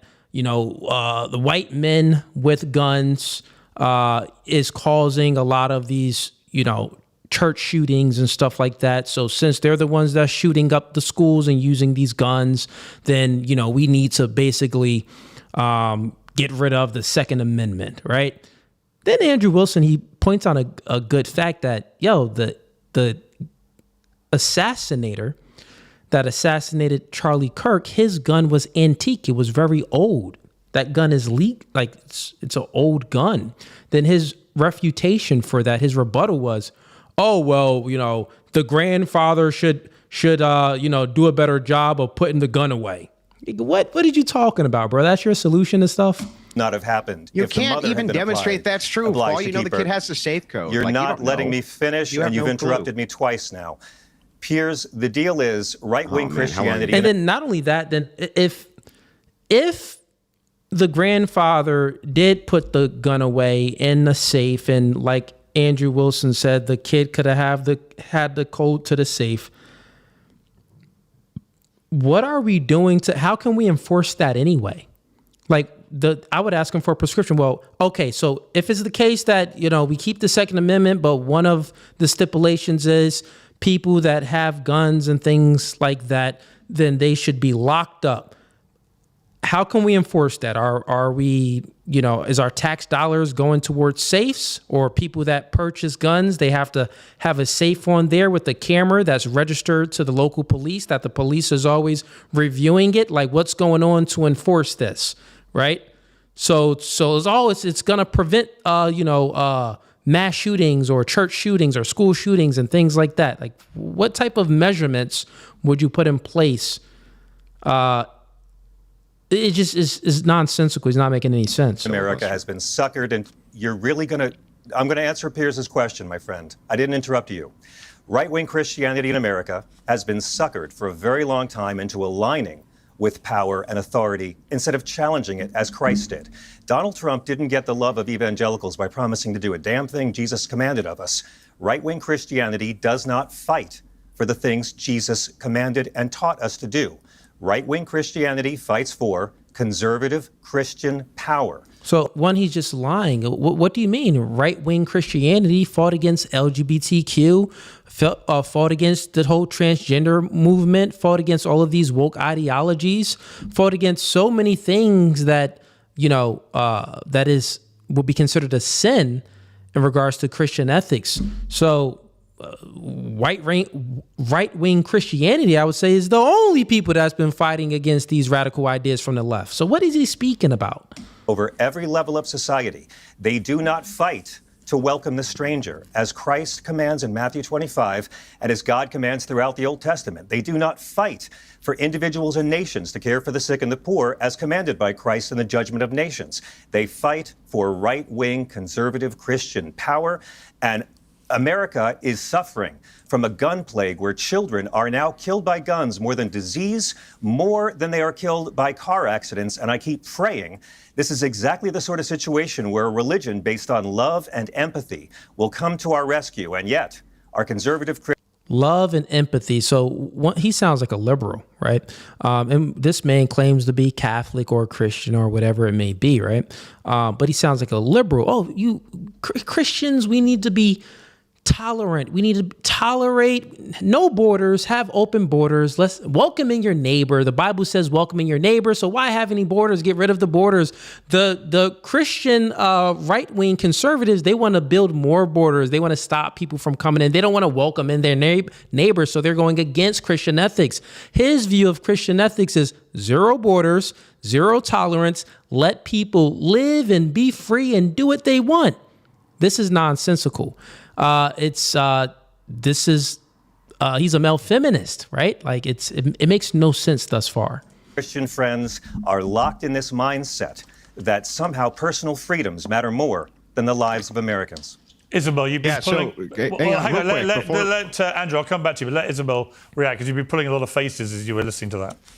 Yeah, Piers, I was on with you the day that Charlie was shot, actually. We were talking about the murder of Irina Zarutska on the train in Charlotte, and I was very baffled by what I was hearing then, Nothing could have prepared me for the slew of attack against anyone who is a conservative Christian in America the last 30 seconds. There is not a single gun law on the books that would have prevented Charlie Kirk from being assassinated at a gun-free zone on the campus of Utah Valley University. When we saw the manifesto published to YouTube about the shooter at the Annunciation Catholic School in Minneapolis, you saw a very specific, detailed attack that was specifically against Christian children and their families, really warping in a very twisted demonic sense the mass with engravings and diary entries saying, "This is my body." I mean, we were watching a very coordinated attack going back to the Nashville shooting and to many other attacks on churches across the country over the past few years, of which there have been more than 500 attacks on Catholic churches in the United States in the last 5 years or so. This is clearly a specific attack against Christianity in America, but let's pretend that it's not just about America for a second, because the truth is it's not. Christianity by the numbers is by far and large the most persecuted religion on the face of the planet today. In Nigeria, just a few days ago, more than 60 people were killed using hammers and machetes after attending mass at a Catholic church there in Nigeria. And I read a study the other day, feel free to fact check me on this to any of the other panelists, that more Christians have been slaughtered in Nigeria for being Christian in the last few years than Palestinians have been killed in Gaza during the midst of the Israeli-Gaza war. But you don't see any protests happening in the United States about that today. So it's ridiculous to try to create a left versus right paradigm here or some sort of attack against the Republican Party when there very clearly is a manifestation of spiritual warfare and demonic satanic influence in our society trying to attack Jesus Christ in America today. Andrew, I want to play a clip. I'm not a Democrat. I'm going to let Andrew respond here. Chris Hedge, a Pulitzer Prize-winning journalist, said on the Secular Talk podcast that Charlie Kirk's assassination was being used to create a new martyr for the movement of Christian nationalism, which he said is a backdoor to American fascism. Let's take a look. When fascism comes to America, it won't be with swastikas and jackboots, and it will be with the Christian cross and mass recitations of the Pledge of Allegiance. You really got a glimpse of that in the rally in Arizona or rally, whatever you want to call it, the memorial service for Kirk. Now, Andrew, two questions for you. One is, what is your understanding of what Christian nationalism is? And as a Christian nationalist, are you concerned that it gets hijacked by people who may genuinely be white supremacists, fascists, and so on? Well, not really. So the idea of Christian nationalism is just that Christians remain the culturally dominant force in the United States. That's it. That's the entire proposition. Everything else is an addition. So the gentleman over here, for instance, a quick question for you. Is Jesus Christ God? I believe so, but I don't believe in imposing my opinions on others. Okay, got you. So Jesus Christ is God. Wait, time out. So real quick. He said, I believe so, but I don't believe in opposing my opinions on others. Meanwhile, he's up here doing a debate opposing his opinions on others. I wish Andrew Wilson would have just said that real quick to just refute what he just said because it was stupid and then go into your questioning there. But he's just dumb. All the religions are false? No, I don't believe that at all. I believe in my house there are many mansions. So I believe God has many ways of the truth. Yeah, I don't think I'm better than anyone because Christ's movement is about humility. Christ's movement is not about public domination and power. I just want to make sure I got this right. Are all other religions false? I don't believe that at all, no. And I don't believe right-wing Christianity is true either. Is Islam right-wing Christianity does not... Answer my question, dude. MAGA is Islam does true? not fight for the teachings of Christ. Is Islam true? Is Islam true? Islam believes in the same God as Christians. Do you believe we should... Wait, what?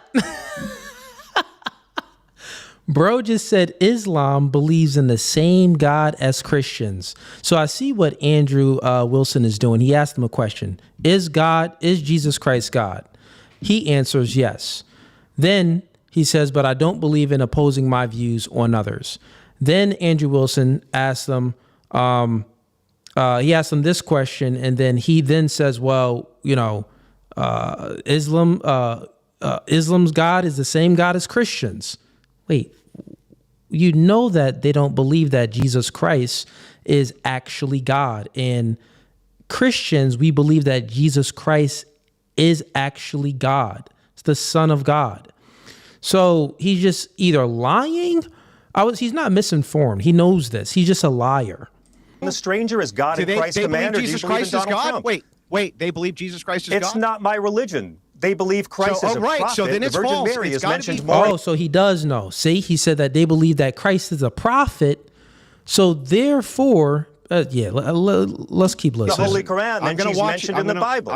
I'm going to walk you through the logic here. If Jesus Christ is God, what are the Christ teachings that Trump fights for, my friend? Then it is the case. What are the gospel teachings your movement fights for? Do you want me to answer your questions, or do you want to keep filibustering? And the thing is, he's speaking right now because he knows he's about to get caught in a contradiction. This would happen even when I do my debates and I'm up here, I'm doing a line of argumentation, meaning that you ask a question, they answer, you ask a follow-up question, they answer, and then you see if there's a contradiction.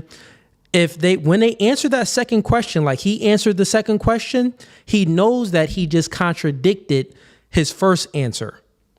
He knows that he just contradicted himself. So therefore, the only thing he can do is filibuster and try to like obfuscate and move the goalposts and then ask Andrew Wilson some questions instead of like sticking to the point. You legislate against his command. Stop filibustering. Dude, you so interrupted I can answer me. Your question.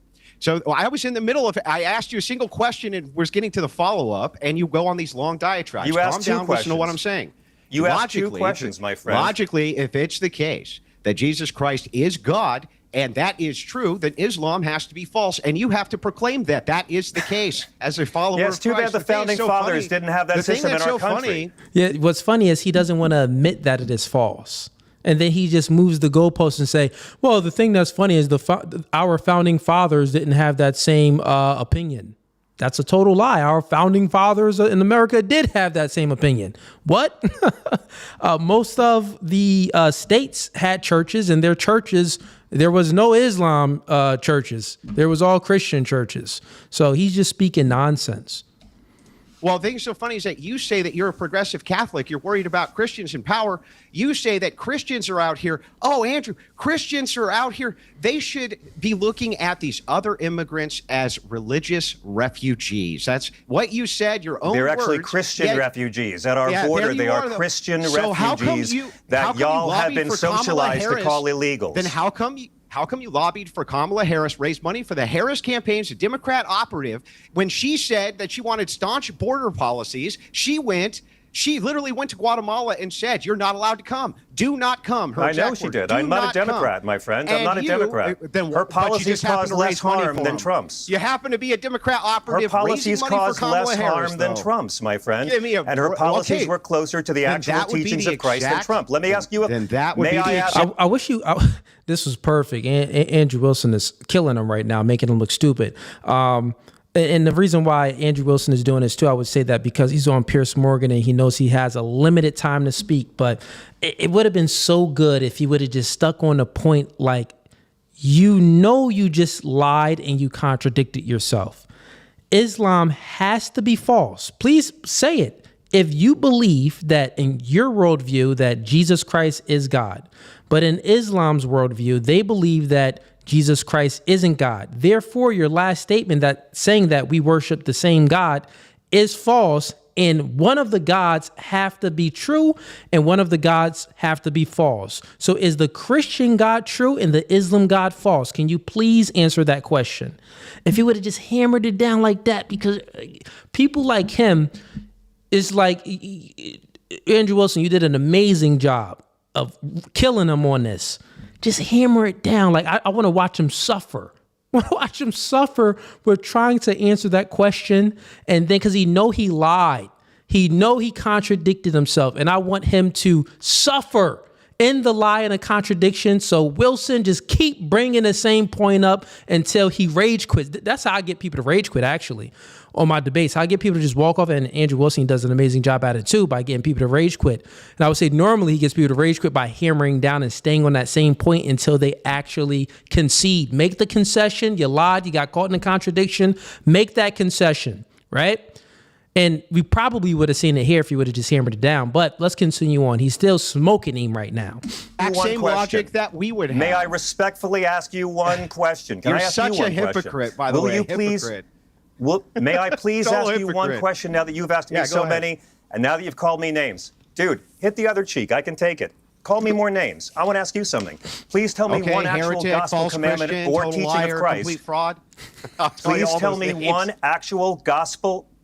Please tell us all and the viewers watching one actual gospel commandment or teaching of Christ that the MAGA movement fights for. Not what conservative Christians like. Something Christ, who is a mascot to this movement, actually commanded of us. Chapter and verse, if you can. Sure. Welcome the stranger. Individuals and nations take care of the poor. Stop executing people. Your movement. Do you want me to answer? Or you can answer the question then. Please do. do. You want me to Andrew? answer, or Please are do. you going to answer? So the truth of the matter is that if you're really as concerned with the poor as you claim, you would be all about the MAGA movement, who's trying to stop I'm asking you job-crushing for one immigration teaching of the poor. to the United States. I'm giving it to you. Calm down. Christ commands us to welcome the stranger. So he's so stupid. Christ tells us to welcome the stranger. This is how you know when someone has low IQ. He reads the Bible. And the thing is, he's very particular because, Christ says a whole lot of things, right? But Christ says to welcome in the stranger. So does this mean that we should be tolerant of all strangers? No, because we can go to many verses that Christ would say the complete opposite. You know what I'm saying?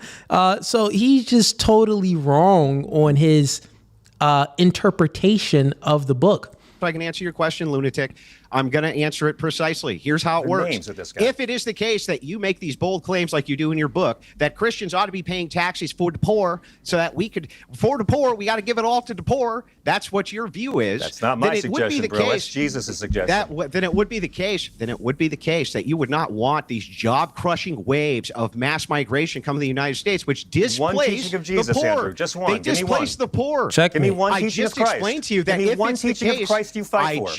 I just did. I just explained to you, if you really want to uplift the poor, you don't do it with crushing mass migration. What Jesus teaching did you explain? I just explained to you that by your view of what Christians ought to be doing, we are doing it. Do you not understand this? Christ says that individuals and nations will be judged.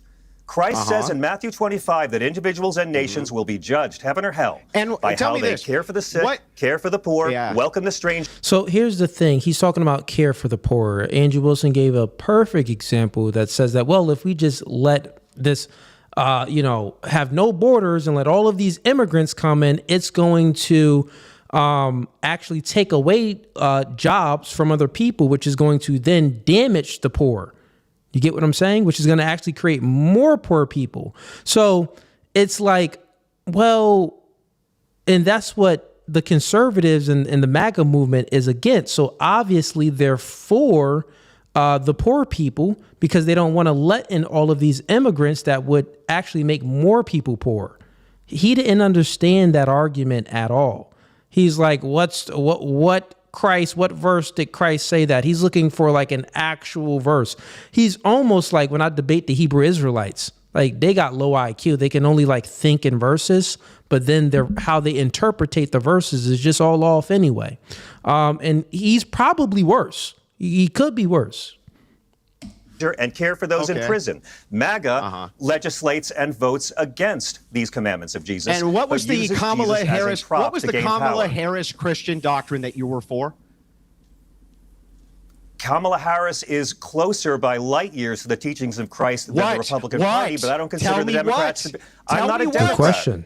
What are you on the treatment of immigrants, on anti-racism, on women's equality, on helping the poor, on making health care more accessible, on having less gun violence? I could do it all day, my friend. All right, Isabel. So was that the epistle that made it up? Isabel Jesus said, "Thou shalt not have guns." Gentlemen, let the lady on the panel talk, please. Isabel. Piers, I think this is precisely the problem because it just goes to show how in Western society today, we are living in two completely alternate realities, largely based on the media that we are consuming, where you genuinely see this belief parroted among very mainstream Christians that the teachings and the policies of someone like Kamala Harris, who actively told Christians at her own rally, you folks are at the wrong rally, please leave, there is no place for you here, that her policy would have been better for the United States of America. This is a woman who championed the abortion of more than 1 million babies per year in the United States of America, including through all 9 months of pregnancy. Hey, shouts out to you, Alex. Shouts out to you. You became a member, gang level. No Fugazee. Fugazee. See, and partial birth abortion, The which Bible's is what not against abortion. we believe in the sanctity of life, especially as the Catholic Church. Wait, time out. Homie just said the Bible is not against abortion. I told you he worse than them Hebrew Israelites. I told you. He actually worse, bro. That's crazy. Let's continue on. I should know myself, and maybe it's time to crack open a catechism to remind ourselves of that. Abortions are legal and free in Israel right now. Judaism doesn't ban them. Promoting actual immigration policy. Wait, what does Israel what do they have to do with American policies? Like, why are you bringing up Israel? What is he? What? Yo, this guy is dumb. This is insane. So he goes to Israel as an example to say, well, wait, like abortions is free and legal in Israel, so it must be good. Like, is that your reasoning? That's the reason why you're saying these things? Oh, well, abortion, God wasn't against abortion in the Bible. And also in Israel currently right now today, abortions is legal there. So here, what we do in America, it should be determined based off of what they do in Israel because they follow the Torah. You're a Christian, bro. They follow the Torah in the other book, the Jewish book. What is it? The Talmud? I don't know the book. But that other book, they follow that. They don't follow the New Testament. How you going to be a Christian? Someone said, Timu Nicholas. This is funny. They killing this dude in the chat. Someone said, Timu Nicholas Cage. Hold up. Tim M said, yeah, a broke vampire. Yeah, homie looked like, listen, man, you can't trust individuals. You see this fake smile on his face. If a nigga smile like this and like that's his natural face, like it's demons that's going on in his mind. He's a devil. Oh, the Talmud. The Talmud. Yeah. But yeah, it's just stupid. What is he talking about? Policy From that very the Christian nation of Israel. And when it comes to centering immigration policy, Christ's religion doesn't ban abortion. It starts with stopping the horrifying human trafficking of children and the rape of babies and toddlers that happens on the southern border every day. Wait, why didn't no one refute that? He just said, well, let's go back to what he just said it. I want to get it verbatim. Christ's religion doesn't ban abortion. Christ's religion does not ban abortion. I know Andrew Wilson is going to destroy that. Hopefully he remembers what he said because this chick is talking right now.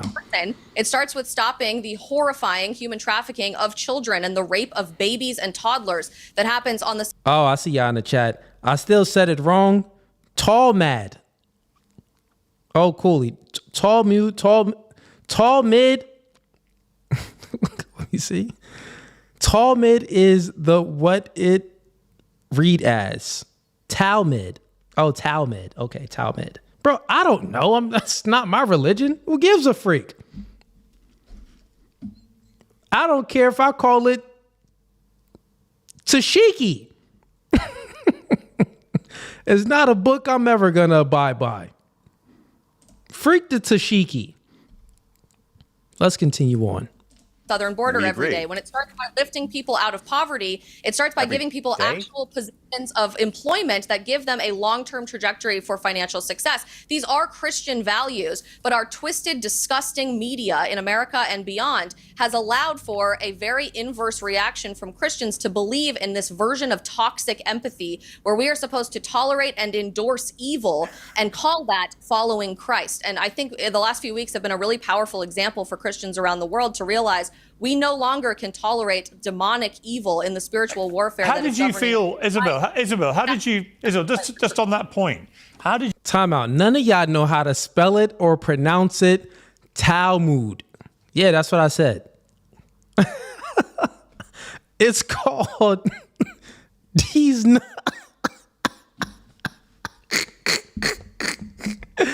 Hey, yo, chat. Y'all crazy, man. Let's continue on.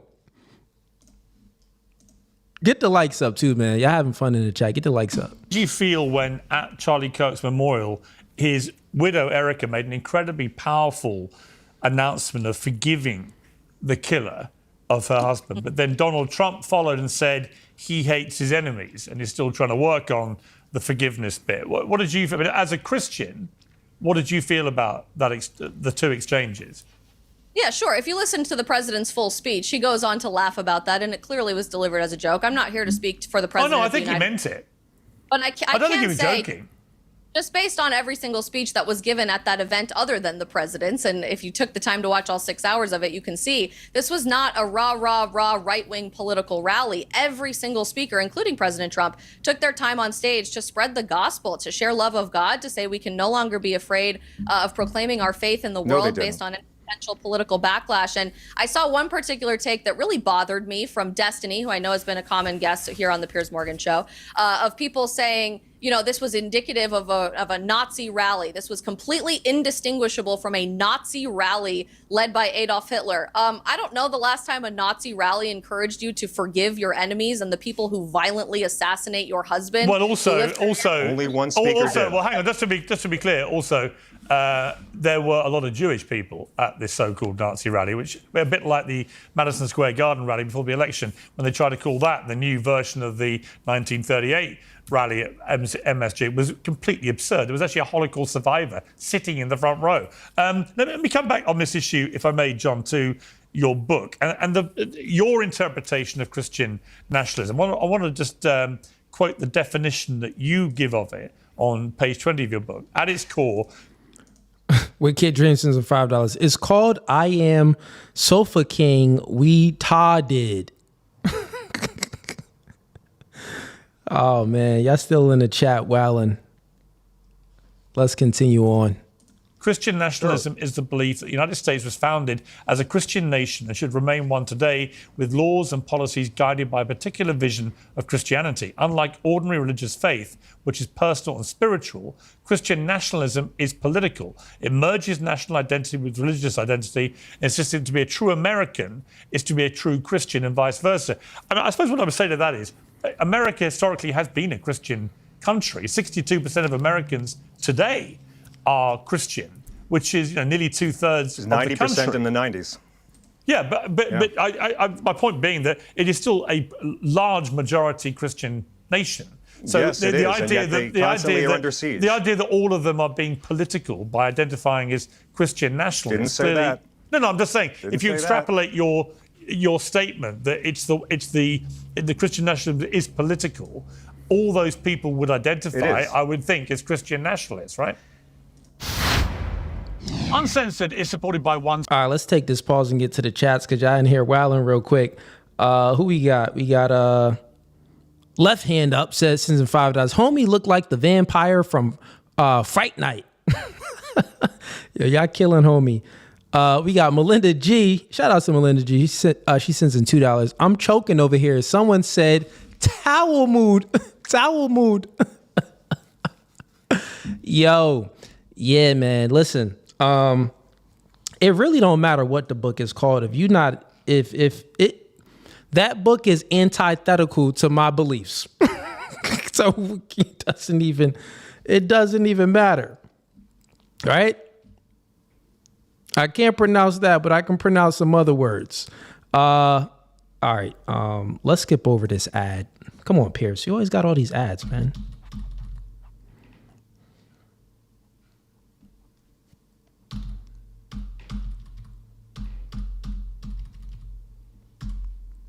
%30 of the country identifies with the main traits of Christian nationalism, and yet they make up 2/3 of the Supreme Court. But it is a very powerful movement that seeks to insert a very narrow, again, Christ-free version of Christianity onto every level of our government. The Founding Fathers were very thorough about this.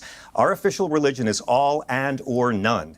And if you are fighting against other religions because you think you're superior because of Jesus, then you don't actually follow Jesus, because his entire movement was about humility, uplifting the less fortunate, fighting for the marginalized, not total right-wing domination of politics. Shut up, you dork. You just lying. Jesus was very intolerant. Yes, once again, the nature of Jesus is God. We don't have that nature. We are supposed to try to be follow Jesus and try to be as close as we can to Jesus, but we would never obtain that state of Jesus Christ. So when he's saying that, Jesus was, this and that, yeah, we get that. Jesus is our Father, right? On earth, it's much different. On earth is much different, man. We have to, and once again, Jesus was very intolerant of many things. So many things he was intolerant of, but he still had grace and other things as well. But in regards to the way he's articulating how, we should be Christ-like, and Christ was very empathetic and passive and, welcoming and tolerant of everything. Basically, Jesus Christ was tolerant of everything, so we should be tolerant of everything. I would ask him, okay, cool. If you think that Jesus Christ was tolerant and all of this stuff, was there anything that Jesus Christ was intolerant of? That's what I would ask him. Is there anything that Jesus Christ is intolerant of and we should follow those same things that he is intolerant of? Sin. Okay, sin. All right. Now, who's sinning? Who's killing babies? But once again, his entire perspective and interpretation of the Bible is inverted because he believes that Christ was for abortions and wasn't against abortions. So he's just dumb. Dude is a weirdo. All right, we got some other chats that came in. Let's see. We got Alex sends in $5. I appreciate the support, man. We got William Elk sends in $5. He says, it is so important for everyone in America to research the Talmud. If they knew what them boys view us, it would change everything they believe. Yeah, I mean, I know what they believe in, man. It ain't that hard. It's very simple in regards to their religion is antithetical of the Christian faith and Christian ethics. They don't believe that, you got to think about it. They don't believe that Jesus Christ is God. They would be the ones that actually killed Jesus Christ. You know what I'm saying? Even when it comes to Islam, they don't believe that Jesus Christ is God. So all of these other religions is, they're opposite of our religion. Y'all got jokes in the chat. I see y'all. We got shout outs to Zandal. Sends in, Zandal became a member at the gang level. Shout outs to you. No Fugazee. Zandal in here supporting, man. We got Melinda G. She's a female. We got Zandal. She's a female. Y'all can't say that I'm a misogynist, man. Misogyny where? Misogyny who? No Fugazee podcast has women that is on the members, man. That is in the membership tier. So shout outs to y'all. All right, let's continue on with this. Politics or the school board. Again, I don't see any... Real quick pause for the call. So, it's open panel debate night. We got no one coming up, man. Come on, man. Come on up. I need to see some people backstage. We had about 3 or 4 people backstage that cameras wasn't off. They all left. We need some more people backstage. So once again, quick public service announcement. Tonight is open panel debate night, but currently so far, we've been 2 hours rocking, reacting to content. We got nobody to really come up and join the stream. Just some people that was scared. They joined, but they didn't turn their cameras on, so I didn't let them in. Seems like it's a slow and dry night tonight. So after this clip, we're most likely going to wrap things up. So let's continue on with this. Teachings of Christ that the right wing fights for. The only thing Donald Trump and Jesus have in common is they both spent a lot of time around hookers and they both use ghostwriters. All right, Andrew, Andrew, this is really Andrew, let funny. me just ask you a question, which is this. Happy to talk about scripture, by the way. Happy to talk about what Christ actually says versus Republican policies. Me too. Okay, Andrew, my question. Pierce, let Andrew respond to the vampire. Why didn't you let Andrew respond to the vampire? The vampire said a lot of evil things just then. Let Andrew respond to that. This guy asking Andrew a different question. You would be this. Under bad host. Christian nationalism, what happens to Jews, Muslims, Hindus, atheists? I mean, what happens to those people if the identity of the United States is to be a Christian nationalist country? Then where does that leave people who don't identify as Christian nationalists? Yeah, same thing that happens when you have state religions in nations right now. Nothing. So there's Western nations, people forget about this, that have churches. They actually have the church of whatever the nation is. And guess what? You're still free to pray how you want. Yeah, they're acting like, oh, well, if the Christians get their way, then there can't be any other religions. And basically, if you do have another religion, then we're going to sacrifice you and off with your heads. No, that's stupid, man. That is not the Christian way. You can go ahead and have another religion in a state or a country. But as far as Christian nationalism and the way Andrew Wilson is saying things and promoting it, he's saying that, well, Christians should have the same opportunity as these other secularists or these other religions have opportunities of power without being shamed.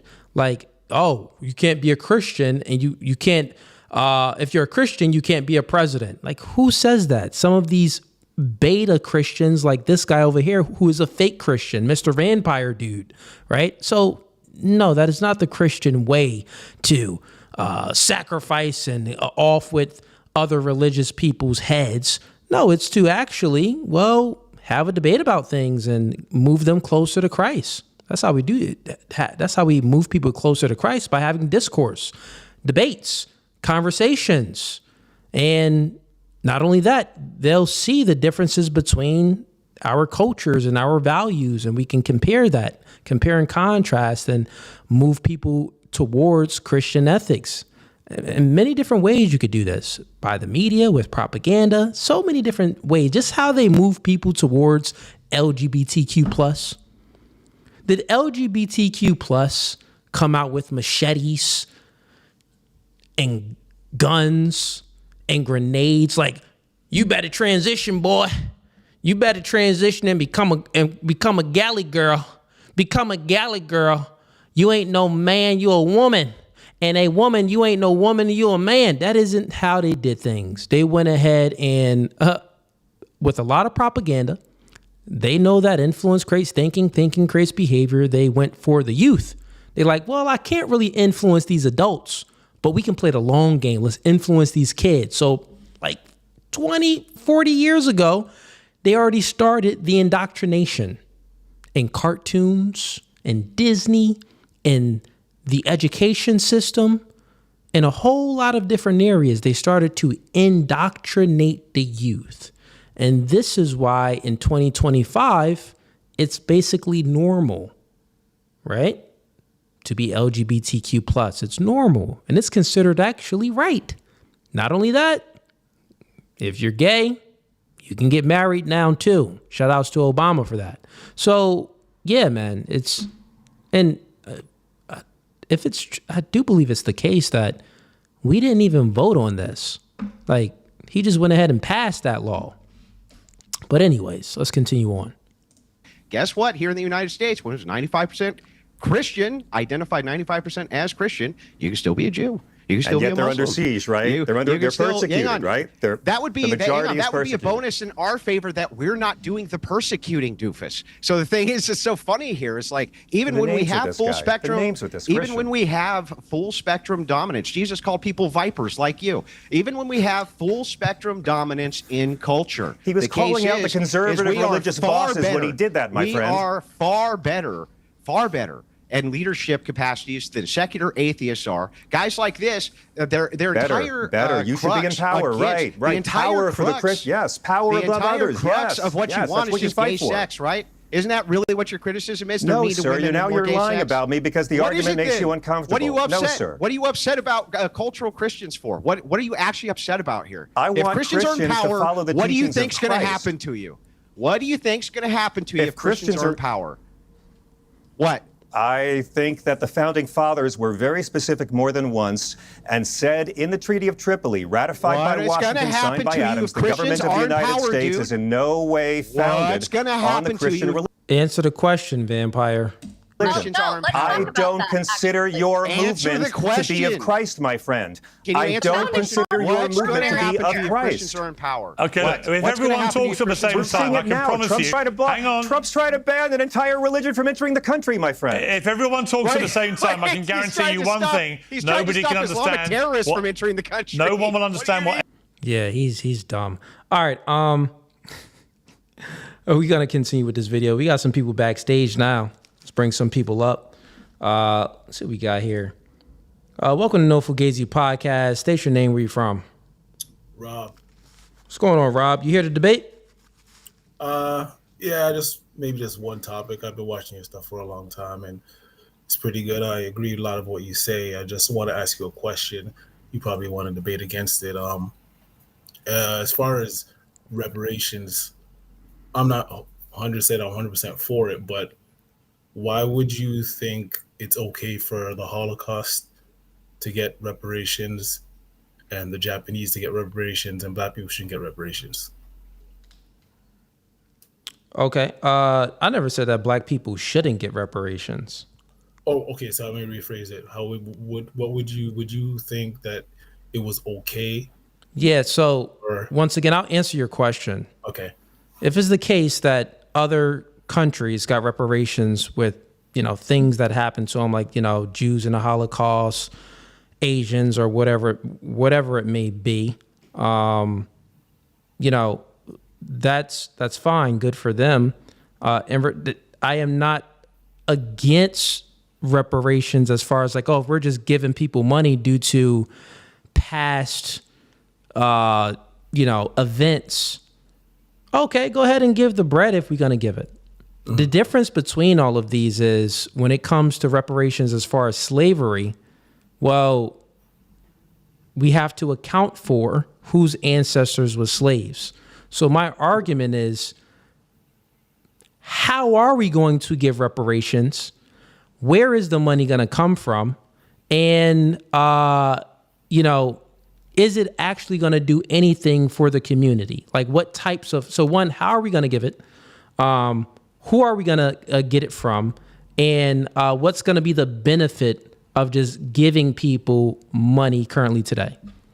Okay, so your argument is different than that. It's not to do it. It's just how. Listen, if the government signed a bill tomorrow, it's like, yeah, we about to just go ahead and give reparations. Me, myself, and I personally, I'm taking a check. Well, I'm going to say no. My ancestors were slaves, right? Mm-hmm. I'm actually a foundational Black American. I'm never said that I'm going to reject the check. No, I'm saying that, well, where's it going to come from? Like the argument is very simple. As a Black person, the focus and the things that we are prioritizing should not be reparations, right? I don't think that we should prioritize reparations. So that's my main argument when it comes down to reparations. We shouldn't focus on that. That shouldn't be prioritized. We should prioritize other things like building up a strong nuclear family, building up our communities, getting rid of the gang violence, education, teaching, our community and our culture that, hey, it's cool to be a nerd, right? And to get good grades rather than to, sag your pants, put a head on backwards and listen to hip hop music and promote Cardi B and all of this other things that's very negative and detrimental to the Black culture, right? So we should prioritize other things. And I think that if we prioritize these other things and these other values, no one's going to even be worried about reparations. I think that Black people need to focus on themselves first as a community, because there's so many different avenues where we can take responsibility that will see some benefits immediately rather than asking the white man for a handout. Yeah. Okay. No, I don't disagree. I agree. I was just trying to understand people's perspective when they say that, because reparations were given out before, And some people say, oh, well, black people shouldn't get reparations while other people did. I'm just trying to understand the significance between the two, but yeah, I don't. it makes Yep, sense. yeah, I don't really think. No, I have these, reparations debates and stuff. You're not gonna hear me say like, oh, other people got reparations and we should. No, if they give me a check tomorrow, I'm taking that check, bringing it to the bank, I'm cashing it. We wildin', right? I'm gonna do it the right way. Wildin' as far as I'm investing into things. I'm gonna give back to my community because I don't need the money. So I would actually invest it back into the community where I grew up from and see about helping other people. You know what I mean? But yeah, man, I think it's just silly since we have so many. You know what it's like, right? Think about if you got a dirty room, right? You got your room is filthy. And instead of cleaning your room, you are trying to you're speaking with your sister and you're like bargaining with her to make a deal for her to clean your room. Yeah. Right. So let me go ahead and like negotiate. No, put it like this. Get this. Let me negotiate with my parents. Like, listen, okay, instead of cleaning a room, I know you told me to clean a room, but what if I do this and you let me go outside? Because I'll make it a good example. The goal is to go outside and hang out with your friends. Your mother said, no, you can't go outside and chill with your friends unless you clean the room. So instead of cleaning the room so you can go outside and hang out with your friends, you try to negotiate with your parents to say, well, it's some silverware in the sink. I'll go ahead and clean up that silverware. Oh, you know what? My father, you oppressing me. Why I gotta clean my room? I didn't buy these clothes. You bought the clothes for me. Like, try to make all these other type of excuses to avoid responsibility. Clean the dang room, you'll go outside. Black people, get rid of the culture, these parts in our culture that's decaying us, as far as hip hop, as far as the gang stuff, as far as promoting these characters that's, we have no good values. Currently right now in most black churches, there's women preaching. Yeah. Currently right now in most black churches, it's infiltrated by the ideology of feminism. Currently right now, most black communities, it's single moms are raising the children. Grandmas. If Jamal goes to prison, it doesn't matter. Listen, grandma would put money on Jamal's books. The aunties and the uncles is gonna put money on Jamal. Now Jamal just killed somebody, but they going together, a family gathering to try to help Jamal out that just killed somebody. But Brian, he went off to college. No one put any money for his books in college. You see how like black people is all twisted is because the women are leading things. The black community, from a general standpoint, grandmas, the mothers, they're like leading things. So they think like, oh, well, my son went to prison. That wasn't fair. Police brutality. Who knows? Like the empathy is backwards. Be empathetic to the child that's actually doing good rather than the child that's doing wrong. And you see that, and actually, if we extrapolate this out, think about this. Be empathetic and do good things for the child that did good rather than a child that did wrong. Currently, right now, we are giving handouts in the black community to people that are degenerate. We are promoting the degeneracy rather than promoting people that's getting a higher education, going into fields like science, technology, engineering, and math. People that are going into, being truck drivers and stuff like that, like regular union type jobs or blue collar jobs, right? They're not promoting that. They're promoting and praising the degeneracy. So this is the effects that we're seeing. But I'll land my plane there. Anything else, man? With DEI, so I'm saying with DEI, I'm trying to understand it first. So do you agree that with DEI, do you think people are hiring unqualified people, or is it all qualified people that are hiring? They're just evening the playing field because of qualified people. Because the way some people talk about it is as if people are hiring unqualified people, which I don't agree with. Shouldn't hire unqualified people for anything. But the way people talk about it, hear other people talk online and talk about it, is like black people being unqualified, black people are being hired versus everybody else, which I don't agree with that. But what if everybody was qualified and they were hiring out black people to even the playing field? But this would only make any sense if you believe in systematic racism. So I guess the question is, first of all, do you believe in systematic racism before, or do you believe it was done? And affirmative action, DEI, was there to combat that. Do you understand what I'm saying? Yeah, I know what you're saying. Want to answer your question, do I believe in systematic racism as today? Like there's like legal policies? No. There's nothing legal on the books that is systematically racist. But there was. In regards to the past, like maybe things like redlining. Yeah, I was just going to say stuff like that. Yeah, there was definitely things in the past that we would say that is systematically racist against black people. In regards to your first question, that answers that question. But then what was that other question though? Well, first of all, I would only agree with DEI unless if you're hiring qualified people, right? So if you're dealing with only qualified people, isn't DEI and affirmative action fair to even out the playing field against the systematic racism that were happening? Okay, if systematic racism was happening, would DEI help combat that? Combat that, but hiring qualified people. With hiring qualified people. Qualified only, yeah. Okay, got it. So when systematic racism was in place, would DEI help combat that? I would say that, well, I wouldn't even go towards DEI. We have to compare it to something. Why don't they just hire based off of meritocracy, just quality itself? So why even bring in a system that is going to actually practice the racism? Like you don't, two wrongs don't make a right.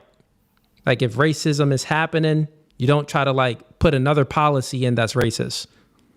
Okay. If racism is already happening, you don't put in another policy that's going to focus on race as well. Okay, but if racism is already happening, and then systematic racism is happening, and then DEI is there to make it not happen, but you're hiring qualified people, because if I own a business, I want to hire only qualified people, right? And it doesn't matter if they're black or white; they have to be qualified. But I think DEI was there to even the playing field against the systematic racism. Do you understand what I'm saying? I understand what you're saying. Two wrongs don't make a right. But then how would you fix that systematic racism if DEI wasn't there? Quality. You hire based off meritocracy. So it's always going to be, so when it comes to the job market and stuff like that, it's always going to be certain forms of nepotism that's always going to be there. Yeah, because, and that's another discussion. So you're always dealing with nepotism. Someone's going to hire the people that they are they're related to, or they know somebody that knows somebody, and they can get into the job much easier because people that works in the company, right? You're referred that way. So that would be certain forms of nepotism. No way to combat that. The other thing is not to focus on race, because anytime you put a policy in place that is going to prioritize race or gender, then what you're doing is that the system in place is prioritizing one race over another, which would then be considered racism, or one gender over another gender, which would be considered sexism. What you do is you put a policy in place that's focused solely on, since nepotism is going to happen, you put a policy in place that's solely on meritocracy, quality. So therefore, the people that meet the qualification, those people are going to be hired, not the people that meet the qualification and meet the race, meet the qualification and meet the gender. So your two wrongs don't make a right. It's not, however you can try to think about it, it's still going to be wrong. Someone is going to be discriminated against. If you have everyone meets the qualifications, but they only choose the same people, then doesn't that remain the same? I'm sorry, say that again. If everyone is meeting the qualifications, right, for the meritocracy, and they choose to only hire the same people, doesn't the systematic racism remain the same? No, not at all. Well, what you do is, so you're saying that, I get what you're saying. You're going back if it's still systematic racism. Yeah. And if it's systematic racism, how do we get rid of the racism within that system? Yeah. What I'm saying is you don't add more racism. Okay. You don't combat, because think about it. Racism is discriminating. There's one group of race and another group of race, or multiple groups of race. Yeah. And one group is prioritized over the other. No matter if it's systematic racism, that's what they're doing. If it's DEI, that's what they're doing. Okay. So it doesn't make it right. The only way to combat that is to say, listen, if there is a system in place where it's focused on getting certain type of people in that is qualified, which would be racist, right? The only way to combat that is put in a system in place that focus solely on meritocracy.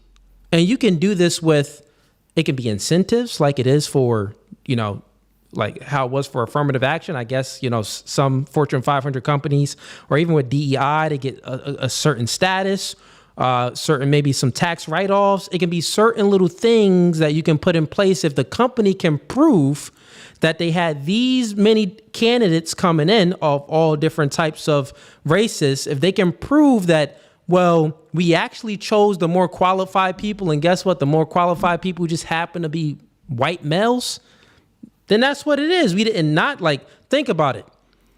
If there's a standard to get into a job, that doesn't mean that you're the most qualified person anyway. Mm-hmm. Right? So there's a standard to get into a job, to be a pilot, to be a doctor, to be whatever it may be, right? There's some standard to at least qualify. You're still not the most qualified because people have work history, is what they did in the past. People have education, is what things that they accomplished within their work history. People may have just better referrals too, right? I used to work in HR and I ran many different recruiting agencies.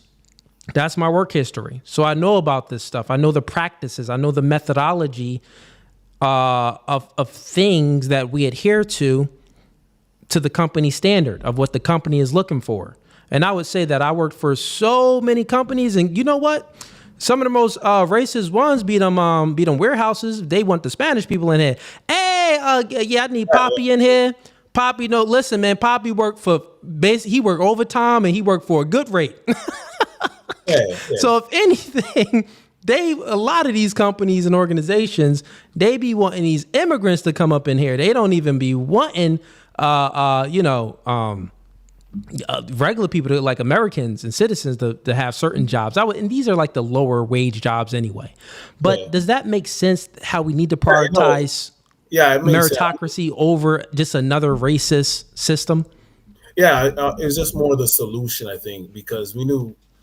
I don't think systematic racism is as strong as it was before, but it did exist, and I think affirmative action and DEI was there just to combat it. I don't think it exists at all. What exists is stereotypes, which stereotypes are rooted in some truth. What exists right now is a pattern recognition. People have pattern recognition, so pattern recognition and stereotypes. That's something that's normal. So if you got two applications, both name is David. One comes into the interview, he's black, and he's not dressed the par. He's speaking slang. He's not speaking correct English or whatever it may be. That's obvious. I'm talking about both have perfect English and everything is equal. But that's the thing. How do we determine if it's truly equal, right? The only practice, the only methodology that we can put in place to determine, because the thing is, human beings aren't equal anyway. You're never going to get the same equal qualified candidates. Someone is going to have a little bit something over the other person that maybe fits the position better at the company. Right? That's just what it's going to be. But if we can put a system in place where they prioritize meritocracy over all of this race stuff, I think we're fine. And the system would look like something that I said, that's something where if these companies can show proof of their hiring practices and how they source resumes and conducted interviews, and it shows the ethnicity, the gender, and the qualifications on a resume, thus anytime you go into an interview, there's questions that the interviewer is writing down.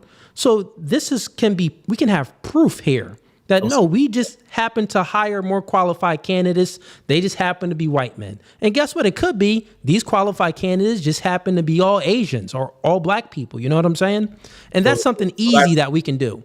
That proof is a way to combat it, then to control it's the proof. Yeah, because if you think about it, either way, with DEI, they're not asking for no proof. It's basically saying like, yeah, hire these niggas. We need more niggas. We need more this and that. Affirmative action. We need more genders, different races. For me, it's about qualifications. It has to be, because if I own a business, and yeah, you got to be qualified. So think about this, right? DEI affirmative action. The proof is the gender. The proof is the race. The proof is that if you're hiring these other people, that's proof that you're doing it. And my standard of meritocracy, the proof would be all the things that I listed: the resume, the interview question, the and so on and so forth. Rather than just like race and gender. You know what I'm saying? That's just dumb. Yeah. So there's definitely other ways it can be figured out, but they don't want to figure it out. That's what I truly believe. And if we're being honest, bro, listen, bro, nepotism kind of rules it all. Different form, right? So or different forms of nepotism. If you know the person that works at a company and you have a good relationship, the probabilities increases that you get that position over the person that is actually could be more qualified than you. And I'm speaking about Fortune 500 companies. The small companies, I think the small companies, they ain't really like, they hiring based off of full equality because they need to maintain a business. So they like, if you can do the job, you hire. You know what I'm saying? So, yeah. For sure. All right. It's cool. All right, Rob. Anything else from me, Rob? No, I'm good. You good? Okay. All right, man. Thanks for coming on up. Have a blessed one, man. All right. Peace. All right, chat. I guess we got any other people backstage? Okay. Nobody right now. I think I seen some chats that came in. Let's get to the chats real quick. We got Yo Boy Lane backstage and also Even backstage too. I see you backstage, both of y'all. Hit me in a private chat if anything y'all wanted to speak about. But one second here.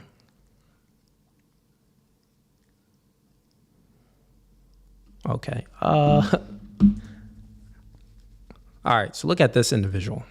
I hope he comes on up. So, Denny Crane. Cooley has very inconsistent logic. Okay, Denny Crane. Well, Denny Crane, click the link. This is what debate night is. Please come on up and point out where my logic is inconsistent. Point it out. Come on up and point it out.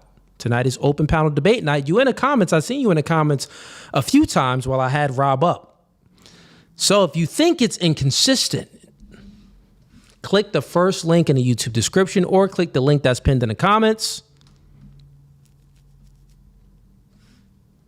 I would let I'll let you articulate your argument and any proof you have to point out any inconsistency within the logic. So I'll play it fair. I'll give you the platform and you can fully speak. So don't be scared, man.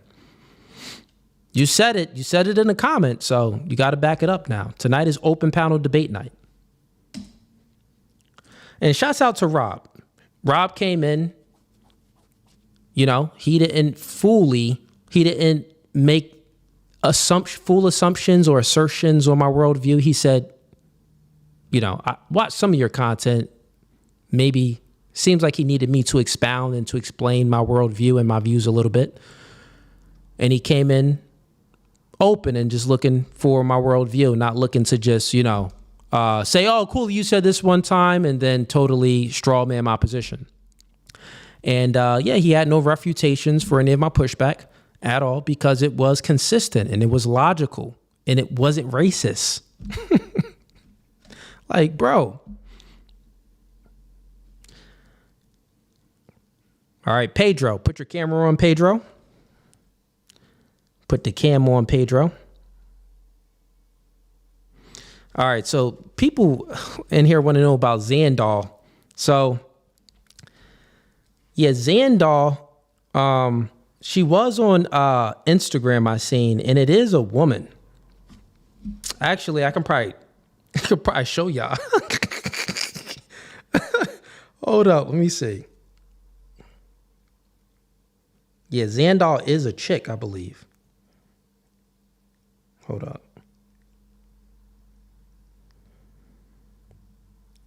So, yeah, Xandal is she got one picture on her IG. Let me look at her story. I know y'all wondering. I see Wit Kid Dreams and a lot of people in the Yo Boy Lean. Y'all want to have a crack session?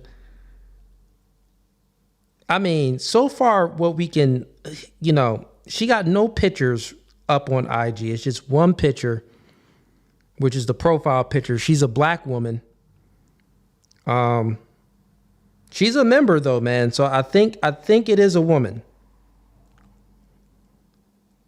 She also DM'd me. She let me know that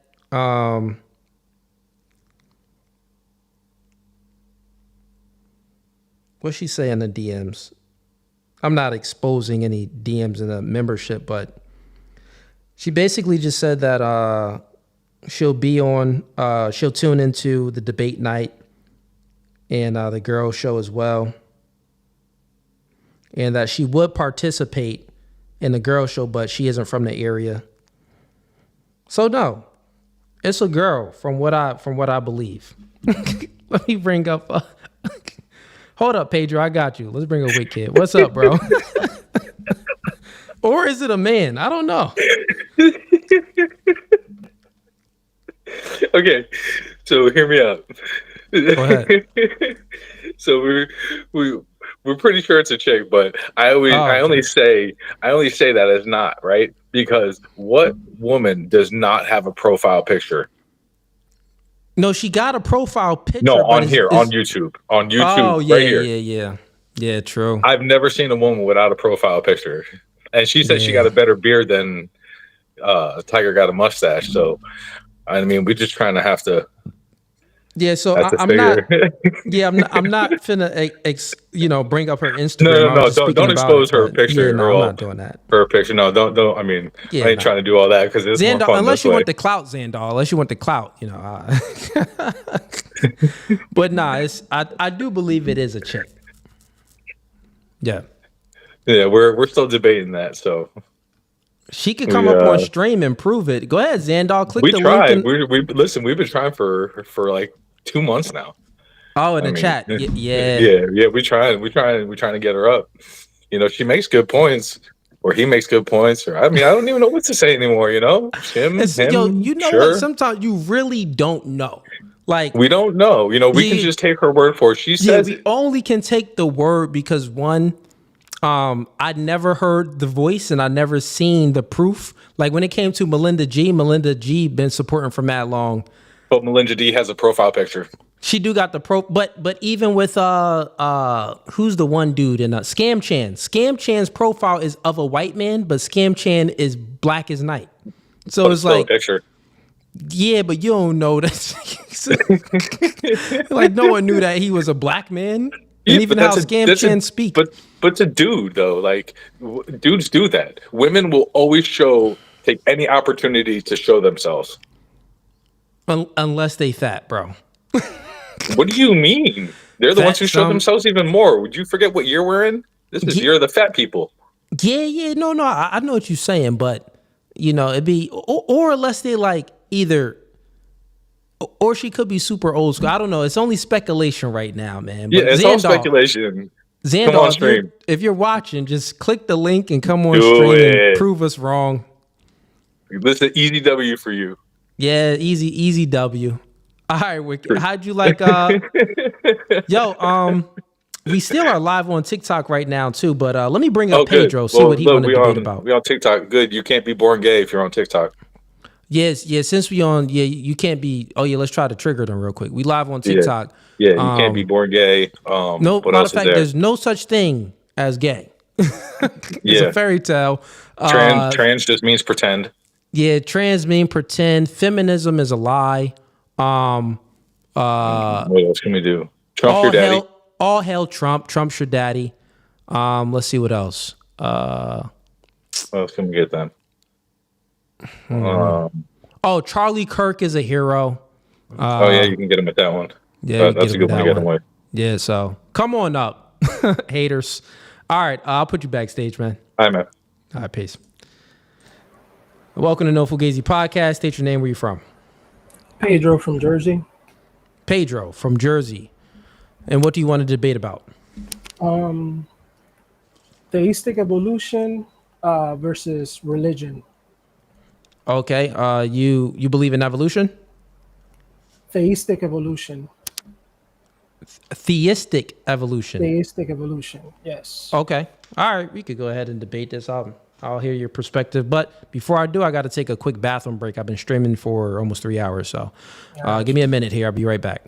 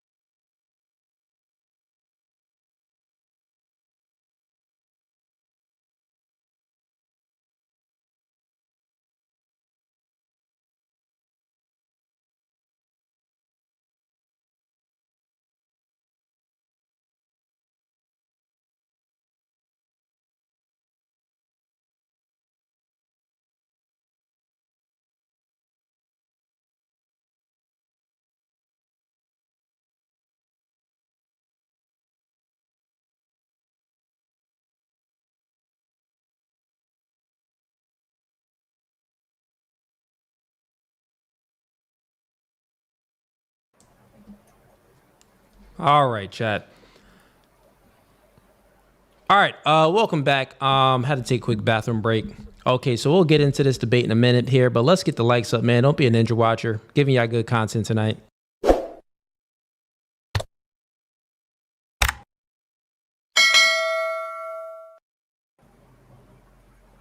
All right, cool. And so the floor is yours. You said theistic evolution versus religion. What's your? Give me your presupposition. Give me your argument. So, theistic evolution is essentially religion, but with less of the hyperbole of divinity and more focusing on like the message and try to think pragmatically about what happened instead of fixing on he walked on water or, you know, other instances, not just by Jesus, but Old and New Testament. Yeah. Okay. So wait, you said something about walking on water, so you don't believe that, you know, Jesus Christ is God? What do you mean? No, I do believe Jesus Christ is God. But he didn't have the ability to be divine and have powers. Not that. I'm saying I don't focus on that. I focus on what Jesus taught. Okay. Do you believe that he did walk on water or no? Yes. Okay. You believe that he rose from the dead? Yes. Jesus was Okay. divine in human form. You said Jesus was the what? Divine in human form. Divine in human form. Yeah. Okay. So then in regards to theistic evolution, you're saying that what's the distinction from, I mean, I know a little bit about theistic evolution. It's basically saying the creation story, how God created things. He used things. It was with the process of evolution. Exactly. Okay. So you think that man came from monkeys? Well, not that man came from monkeys, but we had a. That's what evolution says. Well, that's a simplification. Because Well, if you it's really a want to, simplification that's rooted into their belief. well, I mean, you're talking about atheists. Because if you really want to go that way, we started as a single cell organism. We were a butthole before we were anything. So it's more like the stages of evolution. God put the universe here because, speaking about it scientifically, it's a piece of machinery. So whether it's the whole machine or a part of a machine, we're just cogs in it. And we happen to be cogs that upgrade. You know what I'm saying? And we have a part to play, which is the whole God's plan is basically either you align with what the creator has intended for this universe, or you have the choice of not doing that, in which case your life will be just miserable. So there's no heaven or hell? Oh no, there's definitely a heaven or hell. If you don't pay so ear, I'm just you're looking gonna for pay. certain distinctions of theistic evolution and Christianity. It's more so the reason why I brought up the miracle is because that's why Jesus is preached, and I'm saying Jesus should be preached for what he taught, beyond kindness and forgiveness, but the wisdom behind, he who is without sin cast the first stone. That's self-reflection. Okay, so theistic evolution, do you adhere to Christian ethics? I do. Okay, so you adhere to Christian ethics. So then the only difference is, my belief. I think that God created everything in the amount of days as He said. Things didn't evolve. It didn't take thousands of years, and we didn't come from monkeys. And before monkeys, we were in the sea. I don't think that to be true, but you do think that evolution process to be 100% true, right? It's more like, and I don't want to sound vain or anything, but God got better things to do. Like He put us here. We have a guideline, which is morality. We either choose to follow it or we don't. You know what I'm saying? So is your belief that God couldn't create the world in not that He couldn't 6 days the earth, and rested on the earth seventh? The earth is way older than the human species. Well, there's no really like carbon dating and stuff like that. There's many flaws when it comes to carbon dating and checking out the genetic material to see how old things really are. Because in the methodology, they presuppose all of these things. They presuppose different organisms and and cells and how things come about. They're presupposing all of these things. Currently, right now, they still don't know how life is formed. They still don't know how to do it. They only can talk about life from life already being here, but they can't talk about life without life being here. They can't create life. Real quick, all the scientists currently today, they cannot create life from something that is not life. Meaning that they can clone some stuff, but they're using something that is already created to then create something else. They don't even know how life itself actually came about. So evolution is just a theory. There's no solid evidence on any of that, right?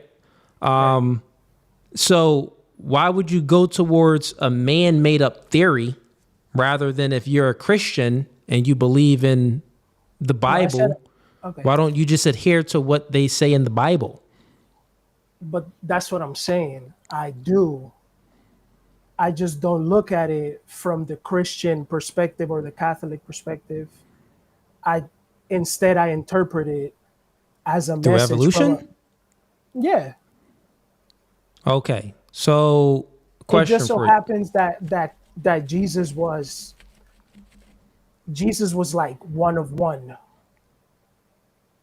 And we're not gonna get that again. Like the level of wisdom beyond the divine. Well, before the divine, I should say, because there's nothing beyond that. Before the divine, he was wise. I mean, that says it all. He was wise, he was patient, kind, and that's what he taught. And not only did he teach that, but he taught that in a variety of ways. Yeah, so I don't need to get into your interpretation of scripture. Okay. That wouldn't be the debate. The debate is theistic evolution versus the Bible, right? So my question for you is, if you adhere to Christian ethics, Old and New Testament, right? Right. If you adhere to that and there's no solid evidence, just theories, theories that's rooted into all of these presuppositions that they don't have any accounting for, why not just believe in what it says in the book? Because religion too is mostly presuppositions. Yeah, I know. So what's the difference? Well, there's a vast difference. Well, one is if you already, now it'd be different. Now, if I was debating with an atheist, like a non-believer, it'd be different if I was debating with a Muslim or a Jew or something like that, where we have different religions. But you said that you already believe in the Bible and you adhere to Christian ethics. So therefore, why not fully take into consideration everything from Genesis all the way to, the end of the Bible? Well, I do. That's part of my rhetoric is that's the only book that has the most on Jesus. Nothing else has info on or Moses. Okay, so in the Bible, how many days did it take for God to create the heavens and the earth and everything? How many days? 6 days. All right, 7th day he rested. Yes. Why are you against that? I'm not necessarily against it. It's more like it's a simplification of the theory of evolution. He let there be light. But evolution, real quick, evolution can give no accounting for all of the things that they presuppose. And in Christian ethics, we actually can give an accounting for the presuppositions. It is true that there's presuppositions on both. Mm-hmm. Evolution, theistic evolution, they can't give any accounting for the things that they presuppose. Christian ethics, we can give an accounting for the things that we presuppose. The reason being is because in Christian ethics, we believe that God is not bound by time, space, or matter. Absolutely. So since God isn't bound by time, space, or matter, he is all powerful and almighty. He's the Alpha and the Omega. Right. So he can create things and since he's not bound by time, he can create things without time. Right. He can create things within time. Right. Which is what the universe is. So, but think about this. Christian ethics gives an accounting for how God created the world in 6 days and rested on the 7th. But theistic evolution does not give any accountings for evolution theory or any accountings for. Yes, it does. What is Darwinism? You believe in Darwinism. It's not that I believe in Darwinism. It's a piece of literature that explains evolution. And so far, it's been 100 years since the last time all the smartest minds on Earth were in the same room and they came into agreement that Darwinism is the best text to explain evolution.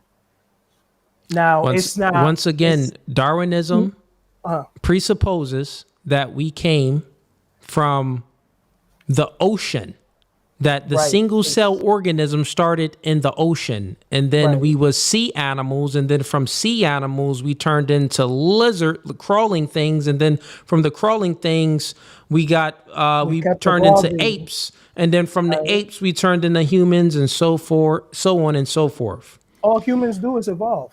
But they can't give any. Why do we not see any humans evolving right now? Why don't we have? We can pull up. That's a good question. We can pull up, skeletons of dinosaurs, very old, big animals.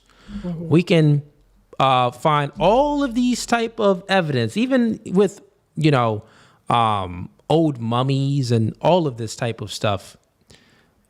We never pull up anything where it's a species between full on, let's say, sea animal like a fish, and in between a monkey. Where's that species at? Where's the species between the monkey and the human? Because we didn't go directly from. We had, I want to say, if I'm not mistaken, it was over 30 evolutionary stages before we even got to Homo erectus, which is right before where we're at right now, which is Homo sapien. Yeah, so when they speak about the Homo erectus and all of this other stuff, once again, there's really no. These are things that they presuppose. So the Homo erectus, the Neanderthal, it's different DNA, but DNA close to humans. We don't really know what these things even look like and stuff like that.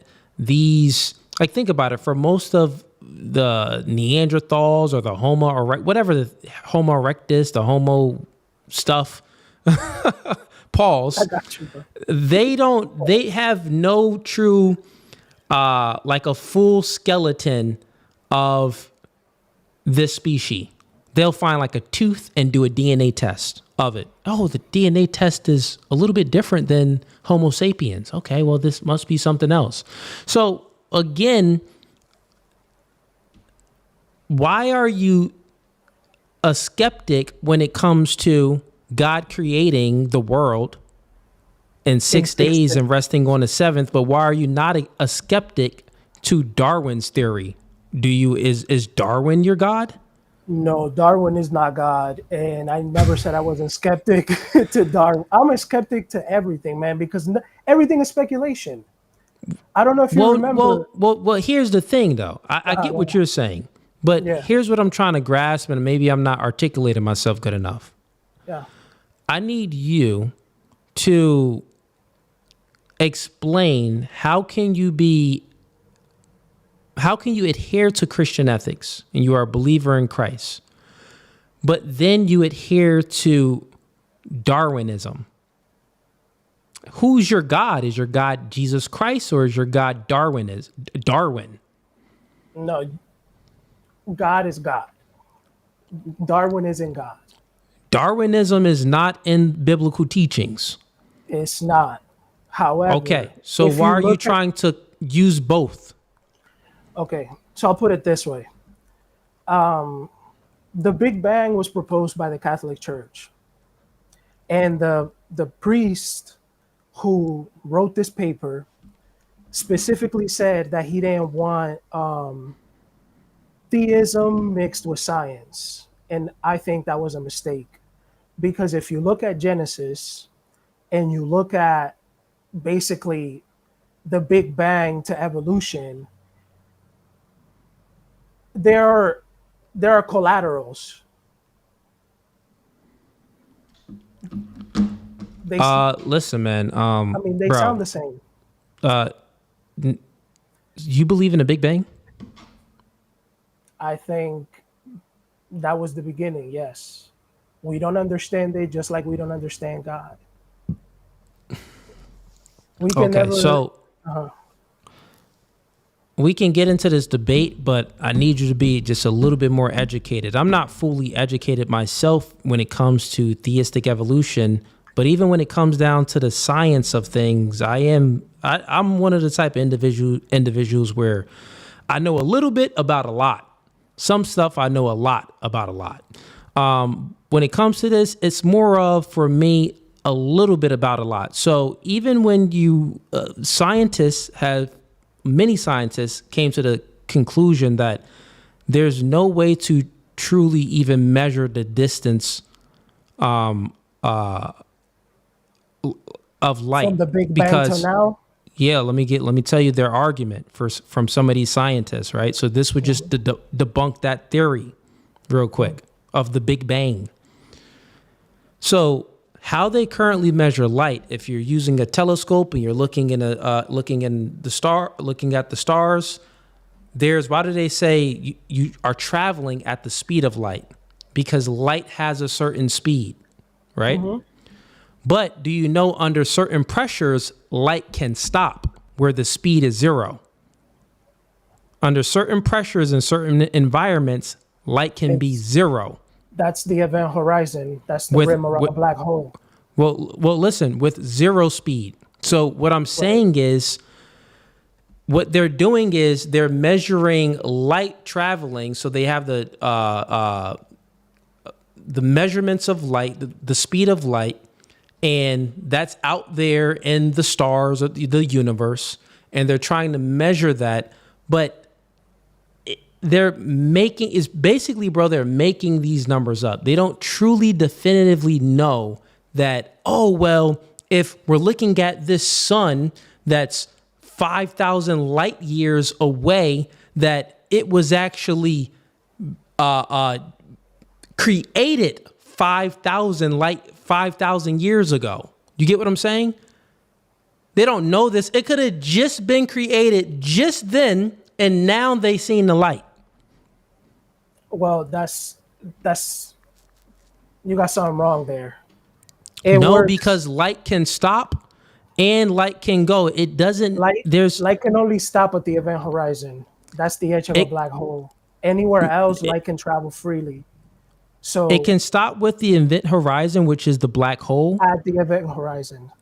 Yes, it can stop with that, but then there's many other ways where it can stop as well too. You can Google it.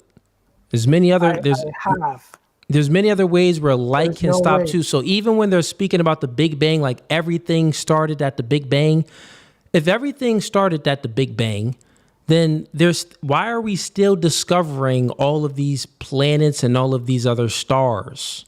We're still, once we build a big enough telescope, it's like, oh, we just discovered something. So this must be thousands of light years away. What I'm saying is, under Christian ethics, we don't limit God. He's not limited though. So listen real quick. Here's how you're limiting God.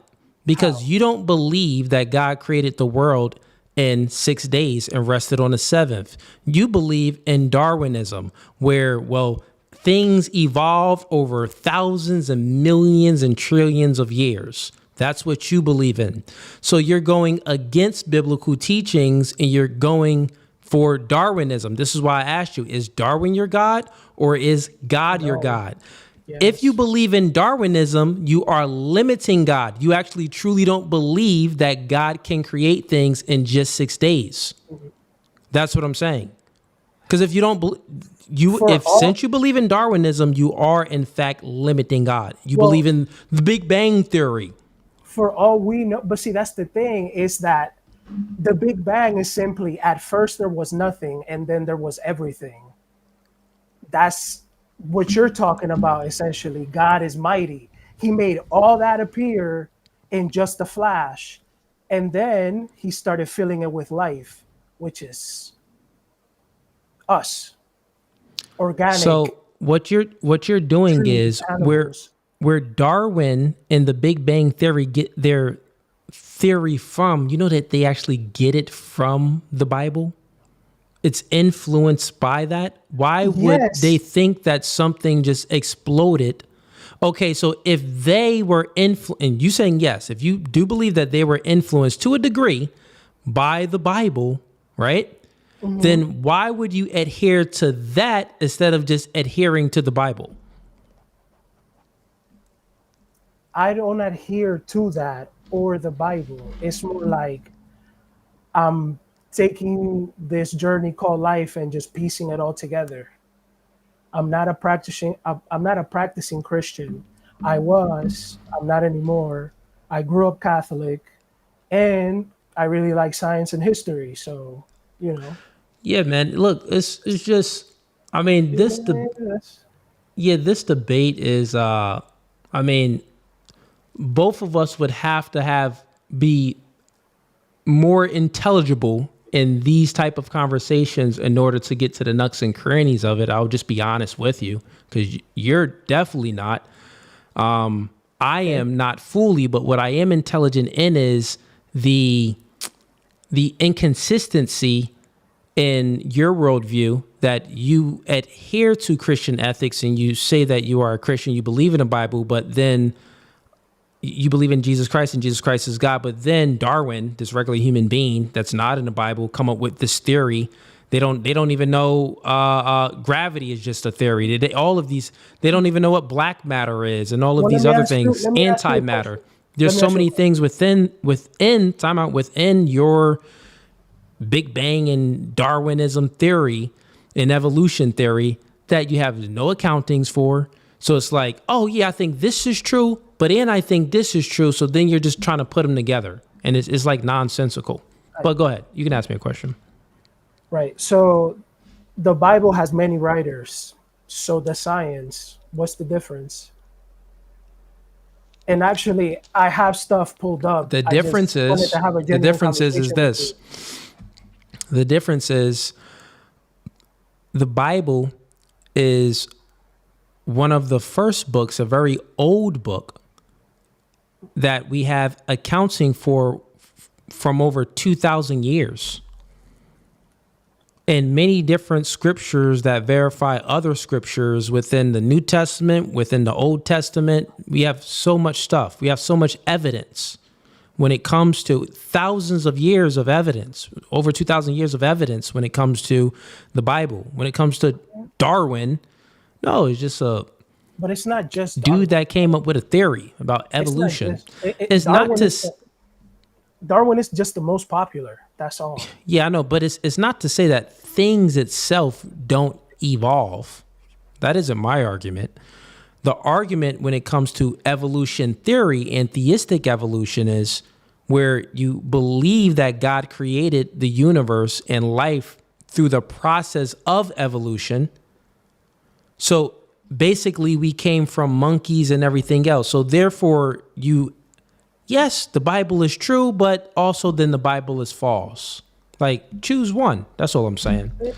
But let me get to the super chats, man. And let's bring some more people up as well. But good conversation. This is a topic that, honestly, you would need to be more educated on to challenge my beliefs. I think then that would be a good debate. If I was more educated on at least the theistic evolution of it, I've already been challenging your beliefs pretty good. So I think that as far as the consistency within your beliefs, it's not consistent. So that's one thing there. But anyways, I mean, I pointed that out very clear, man. But listen, man, I want to get we got some people backstage, so I want to bring some people up. I would say this. I like the picture that you got back there of Goku and Vegeta. That's dope, bro. Thank you, bro. Shouts out to you with that. Yo, look, for the most part, I agree with you on a lot of things. I really do. I just I don't think I'm uneducated. I just think I lack the vocabulary to express myself. And to be honest, I'm not used to being on stream, so that's probably another reason why. Fair enough, man. It's open debate night, man. I bring up everybody. You ain't got to be a black belt. It's cool, man. Peace, man. Have a good one. You too. All right, chat. Get the likes up. Don't be a ninja watcher. I see y'all in here.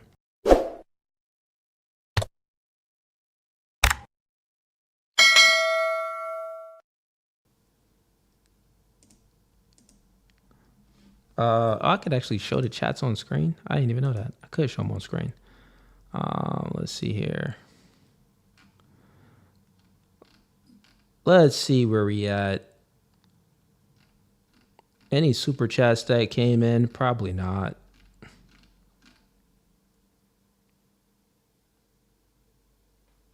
Scam Chan, you be saying some wild stuff, bro.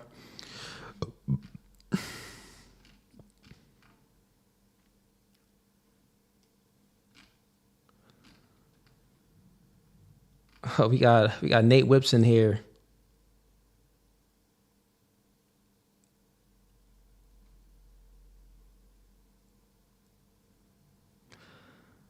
Nate Whips, what's going on, bro? What's going on, brother?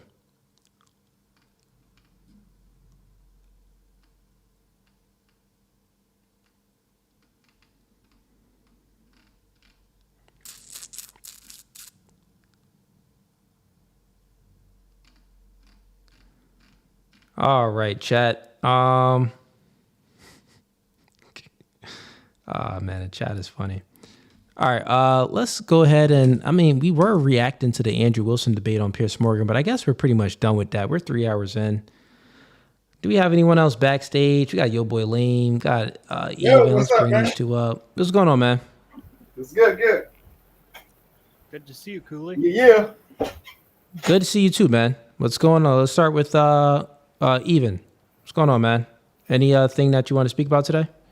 Oh, yeah. There was a tweet or a comment that I heard from Trump that has me a bit concerned, and it's related to the tariffs, but not really. He wants America to be the top producer of global culture again, where I think he saw like the numbers where the Demon Slayer movie was out competing out all the other movies, and he was like, what's this Japanese movie doing, beating all of our stuff? And it just has me a little concerned. So basically he's going to put tariffs on movies. I heard that. And I know like Texas, like they took something good, which is no exploiting minors, but they added some stuff to specifically push out anime content because there is some ambiguity there that has that they're kind of exploiting to go and push it out. Listen, man, I like anime myself, but at the end of the day, if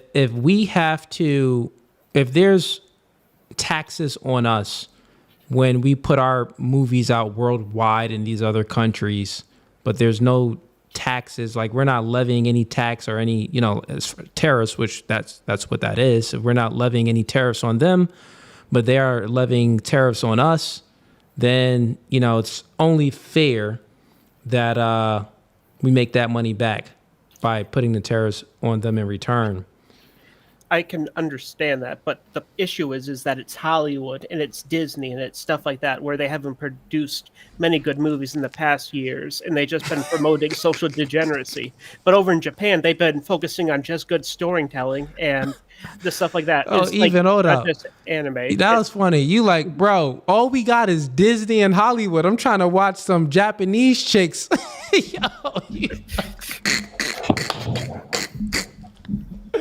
Yo, Evan, even he really mad up here. Like, listen, man, Trump cool, but like, bro, please don't get rid of the anime. I like my Japanese porn.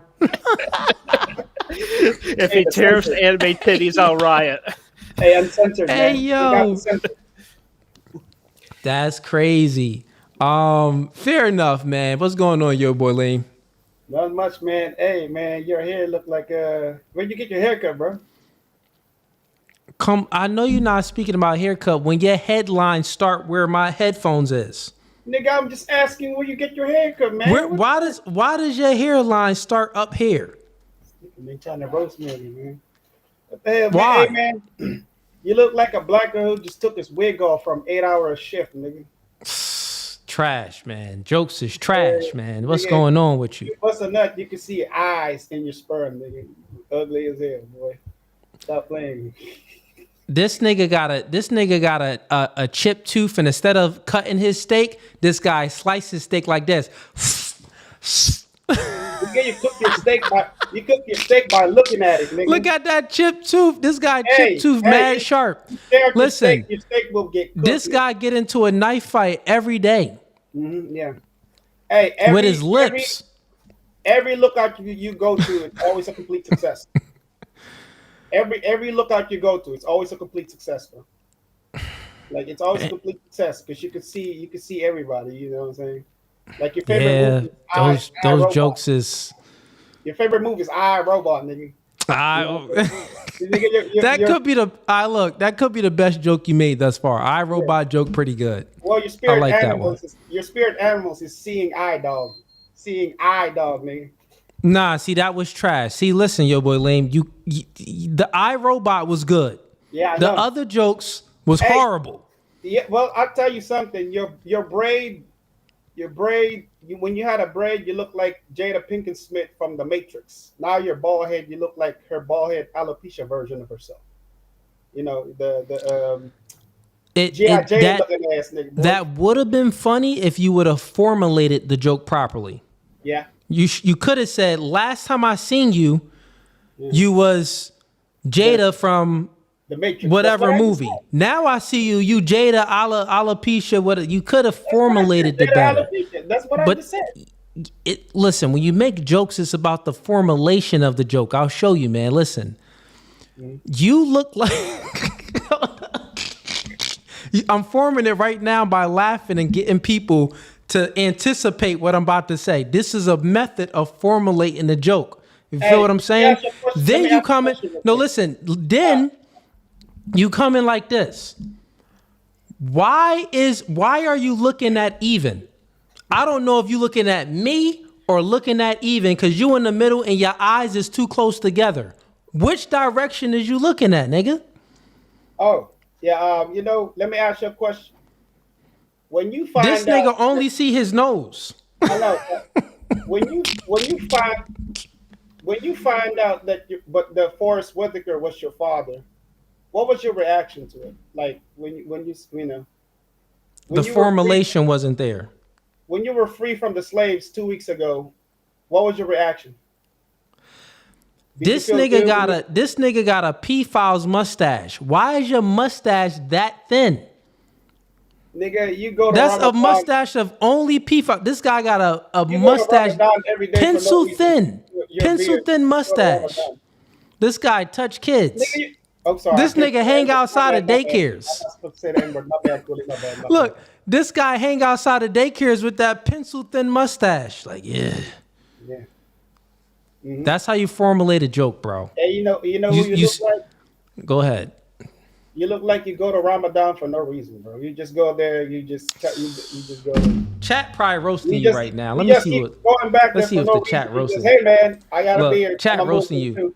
Yo boy lame looks like he will steal your money and help you look for it. Hey yo, hold up. Someone said he's an inch away from being a cyclops. Oh, they killing you, bruh.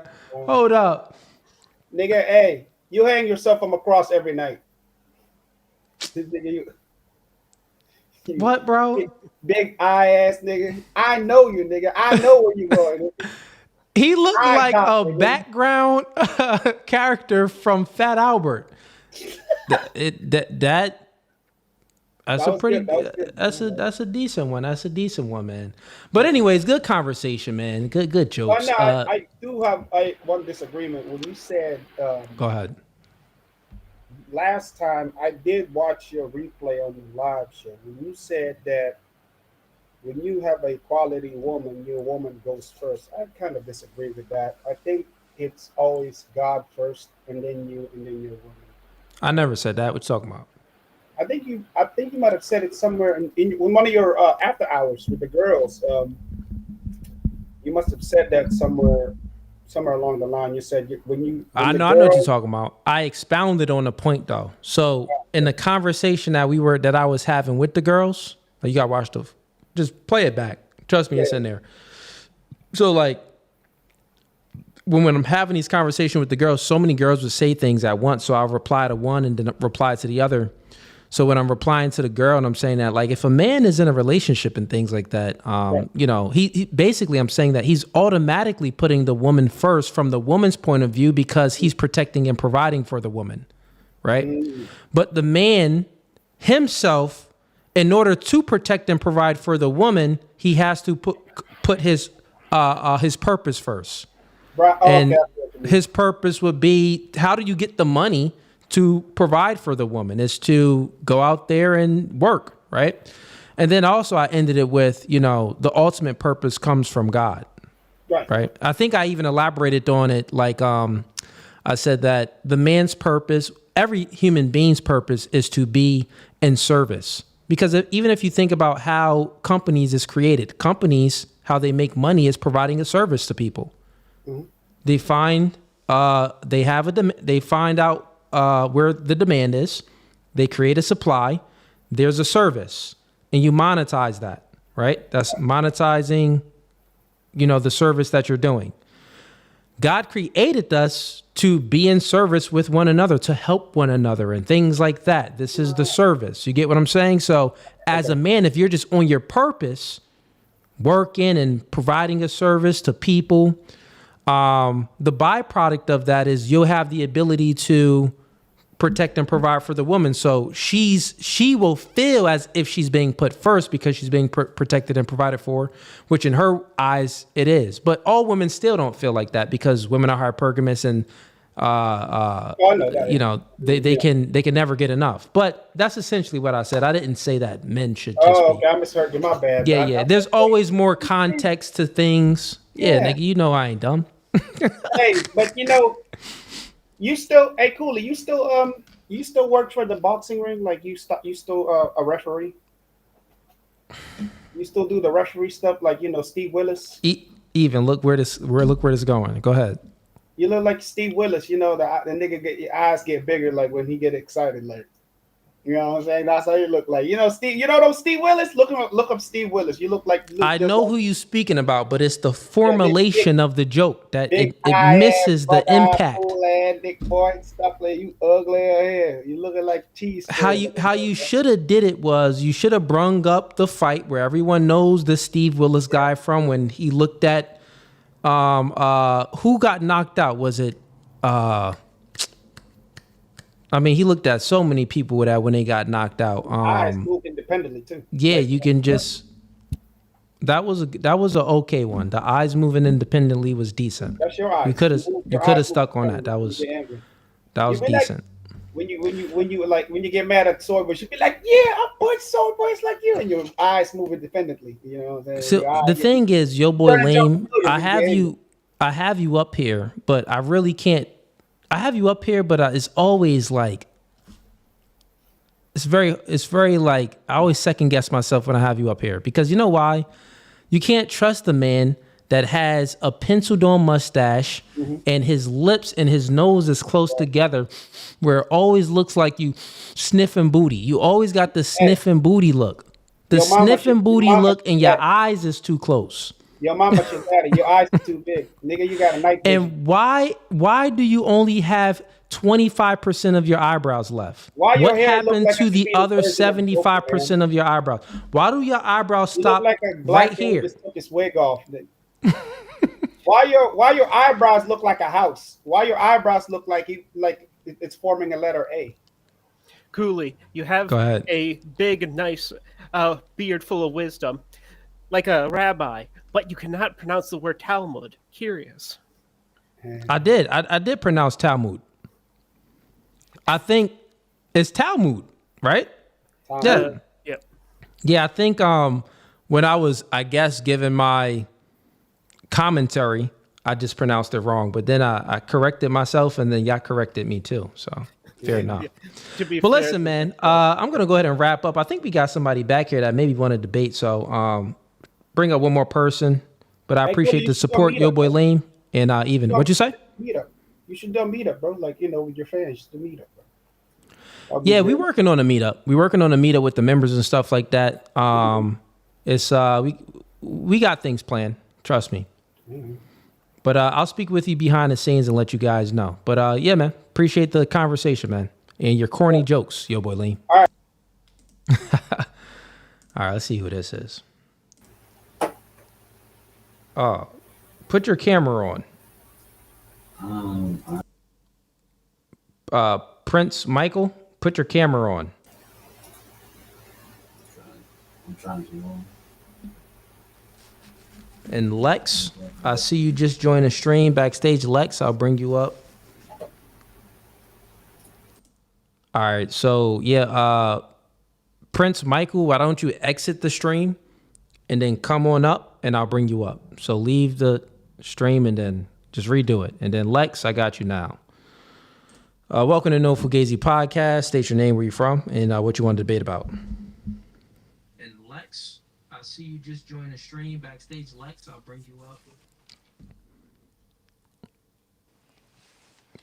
Can you hear me? All right, so I hear echo from your end, real quick. And then come on up and I'll... Okay, so yeah, Lex, you got to put some headphones on or something because I hear an echo in the background. Then I'll bring you back up. Once again, Lex, put some headphones on and I'll bring you back up. I got you.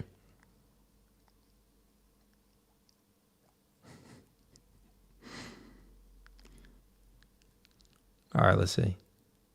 All right, can you hear me? Yeah, all right, I can hear you. Can you hear me? What's going on, Cooley? What's going on, man? What you here to debate about? Let me lower this. The kids are sleeping. Hey, yeah. So I wouldn't say it's much. I just wanted to bring up a point. I wanted to get your point on.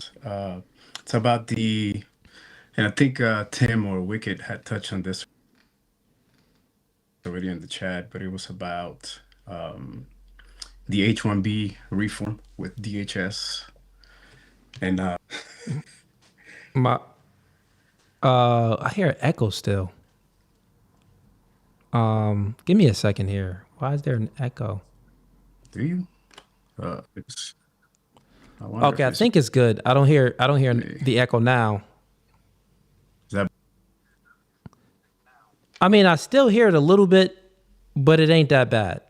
I'm sorry. Go ahead and state your question again, because I was hearing the echo from my end. It's probably because Oh, my bad. No, it was basically about the H-1B reform that happened recently. And I wanted to get your input on that as far as, how everything is going and the direction that we're headed with that. Since I think you guys were talking about the DEI earlier, which I'm still kind of okay. You talking about the H-1B visa? It was more or less just the. Okay. Yes, sir. All right. So what do you want to debate about that on?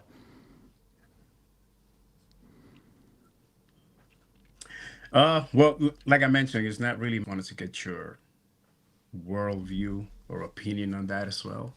So, I myself am I'm a permanent resident. So I'm in the process of naturalizing as we speak, but just, the opportunities and I've watched a video recently about that. And this lady was saying that a lot of what's happening is that we focus so much on giving other countries the opportunity to have all these students, or I guess other people come into the country and take these positions because we, quote unquote, don't have the qualified individuals here. When in reality, if we're going to the same schools and we're educated in those particular fields, why is it that obviously we were spending so much time on giving others the opportunity versus focusing on those that are here, that are obviously, I would say, are just as educated as those. Okay, so why focus on foreigners that's coming in on a H-1B visa? They have some, they may meet some requirements as far as the education or whatever it may be. Why are we focusing on them rather than focusing on us here in our education system and making sure people are qualified to get certain jobs? Yeah, I get your argument. I understand. I would agree to a certain extent. It makes no sense where there's so many people that go to college, and after they're done with college, they don't even get a job with the degree. They don't get a job in the field that they have a degree in. Right. I have a lot of friends like that in this area. And it's like backwards. So, I mean, this is just going to be a conversation. I'll be honest with you, man. I've been streaming for almost 4 hours, so I kind of just want to get to debates. I'll be honest with you. I mean, we'll probably have some similar takes on the H-1B visa. I get it, man. I know they've reformed it a little bit. They made some changes with it and stuff like that. But at the end of the day, there were many different loopholes within that where people used to take advantage of it. That's their way of coming into the country. I think what did Trump say now? He wants people to pay how much money to qualify for the H-1B visa or something? If I'm not mistaken, Tim in the chat was saying that it was something like $100,000. Yeah, it's something like that. It's like, that's a money grab. That's also a way to only bring in the best and the brightest, like the people that either have the other education, like they're coming from the parts of their country where they're coming from, like it's the wealthy people, it's the educated people coming into the country rather than the uneducated people that's trying to get a piece of the American dream. So I understand that, but I mean, at the end of the day, it's just going to be like a conversational piece. But yeah, man, I appreciate you for calling in, but I want to get to some debates rather than just have a conversation tonight. But sounds good, man. Appreciate the time. All right, man. Have a blessed one. Likewise.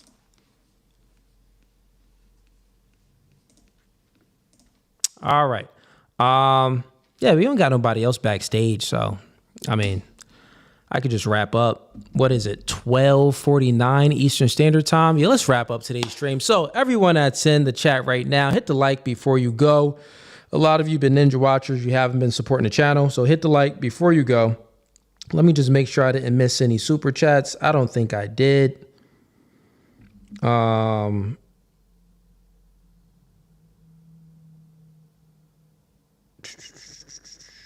Oh, we got, Charlie LeBron sends in $2. So will DEI hire more white basketball players? We got Alex sends in $2. He says, isn't that what DHS did with H-1B reform? All right, so good stream tonight. W stream tonight. We just reacted to some content. W reaction night, but L debate night. We had no debaters that came in, so it's pretty trash. But other than that, man, the next stream is going to be, who's this guy? Hey there. Okay, what's going on? Are you here to debate? Well, to have a discussion, you might consider a debate, exchanging of words, certainly. But I have some words of Jesus Christ that I found that you're in strict contradiction to. Although I admire your values and virtues of how you purport the Bible, I'm seeing you fall short of it in this audio stream, calling Jesus Christ God instead of the Son of God. Which Jesus Christ himself made plenty of distinctions all throughout the scriptures. They're the red letters. And I have many of them listed here, ready to show you and talk and discuss the logic and the reality of the truth of the Son of God and his, his message. Yeah. So, I mean, you'll hear me speaking to people where I'm saying that Jesus Christ is God. No, I do believe that Jesus Christ is the Son of God. We may have some different distinctions. I say that Jesus Christ is God in human flesh form, which that would be the Son of God. So the divine nature of Jesus Christ is the same nature of God. It is God. It is the Spirit of God in flesh form. So there you go. That's my full worldview on that. So do you have any disagreements with that or no? I do not disagree with what you just said right there.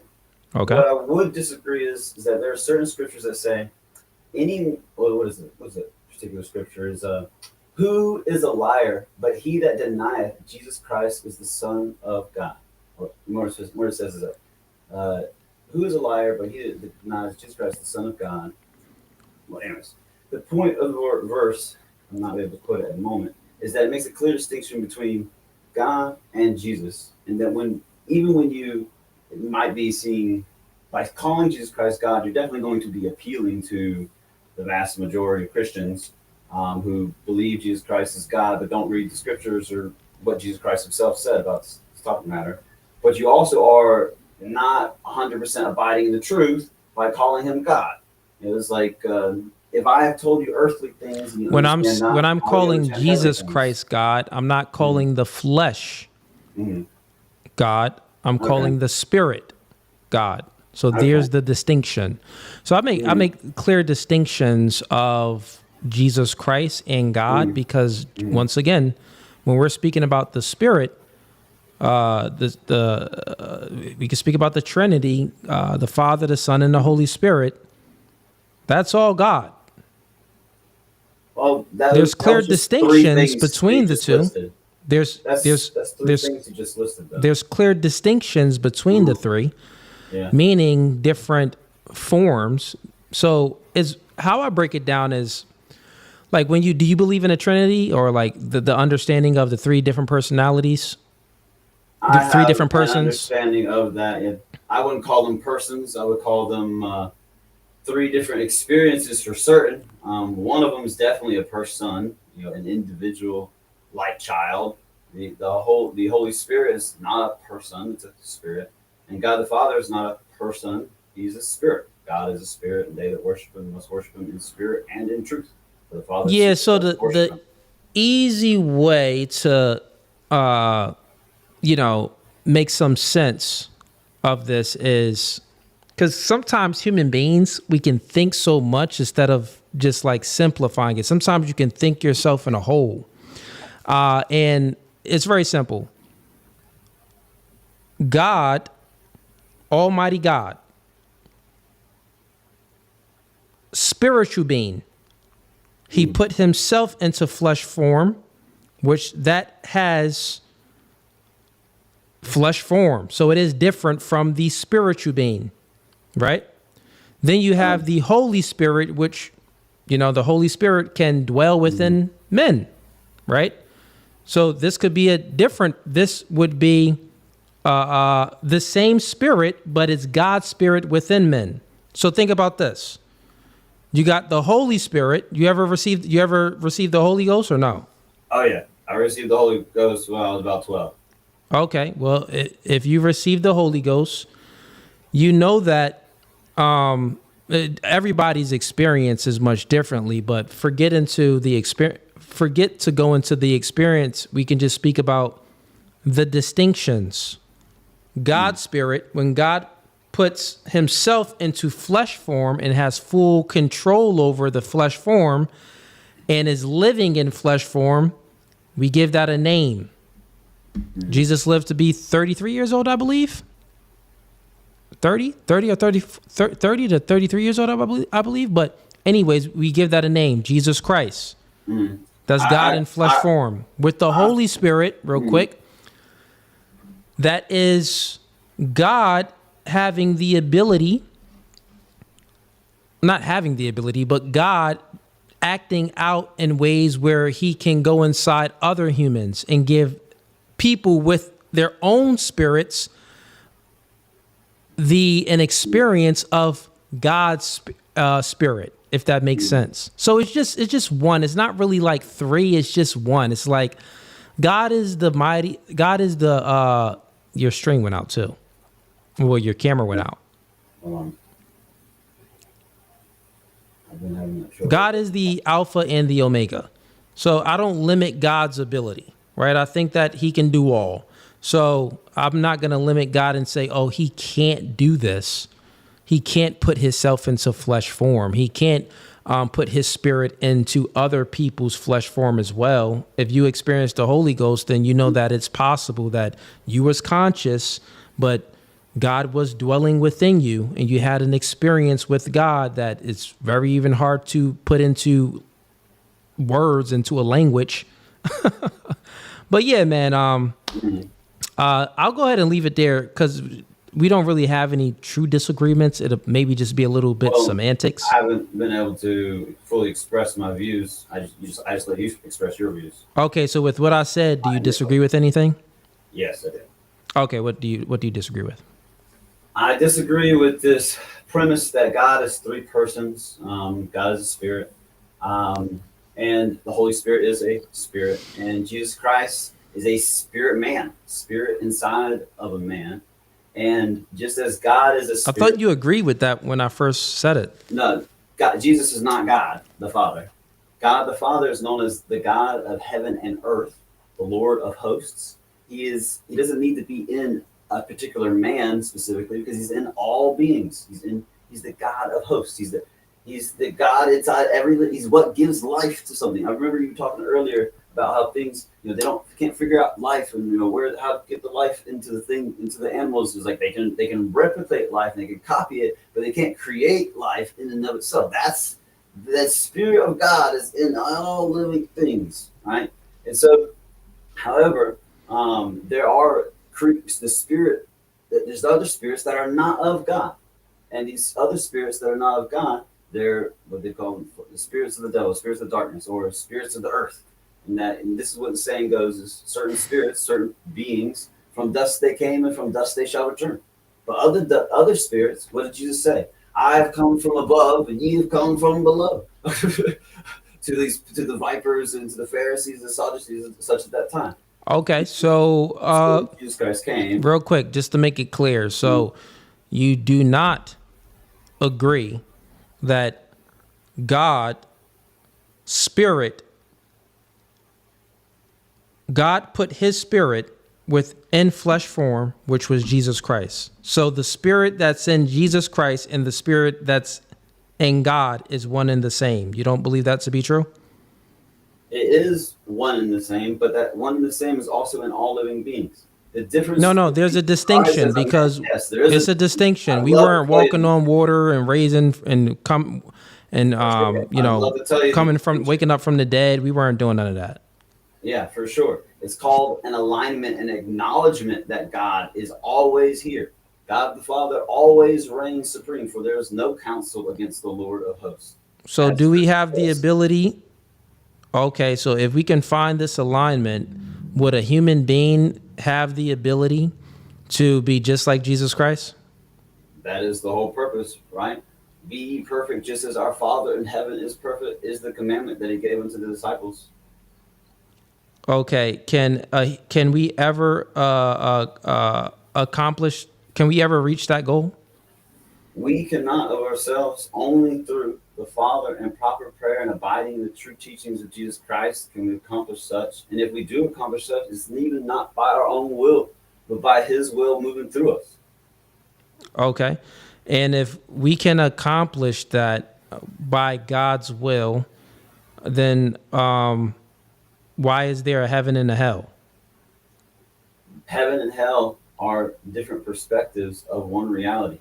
Heaven is the true absolute reality. Like the kingdom of heaven is at hand. This is the gospel that Jesus Christ said. Good news, heaven's here. God is already present. Pay attention. Stop sinning against the temple of the only true God. Like we are made to self-reflect upon the truth that heaven is here and the kingdom of heaven is at hand.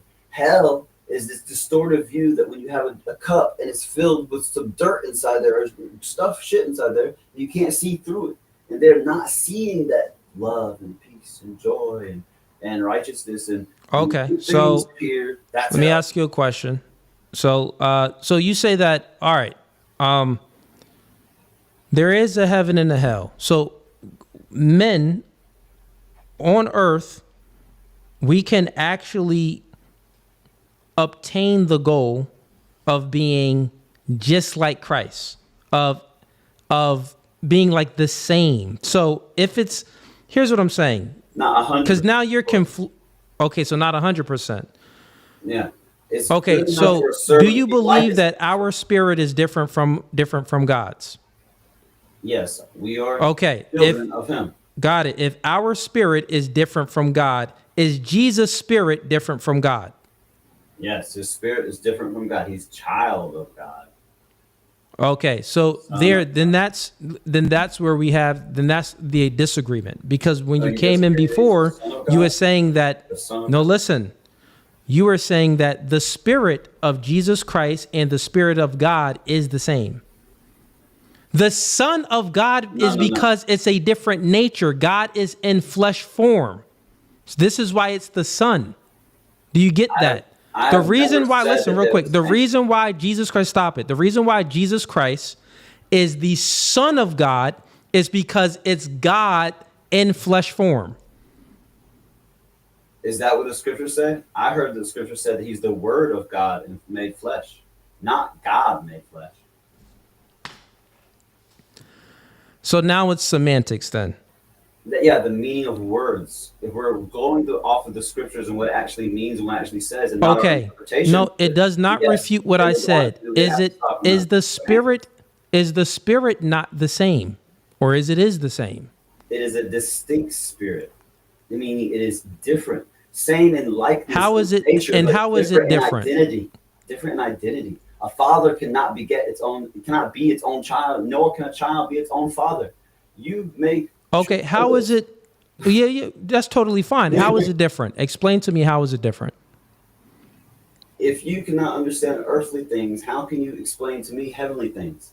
A earthly father cannot be its own son of itself, nor can an earthly son, child, or daughter be its own father of itself.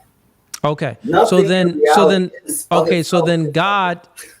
then God is limited. God doesn't have the ability to put His own spirit into flesh form, which then it would be the nature, like how would I say that God's nature well, I would say that the nature would be different because the form is different. So I'll say the form is different. I would say that if the spirit is the same, then the nature is the same, but it's in a different form, right?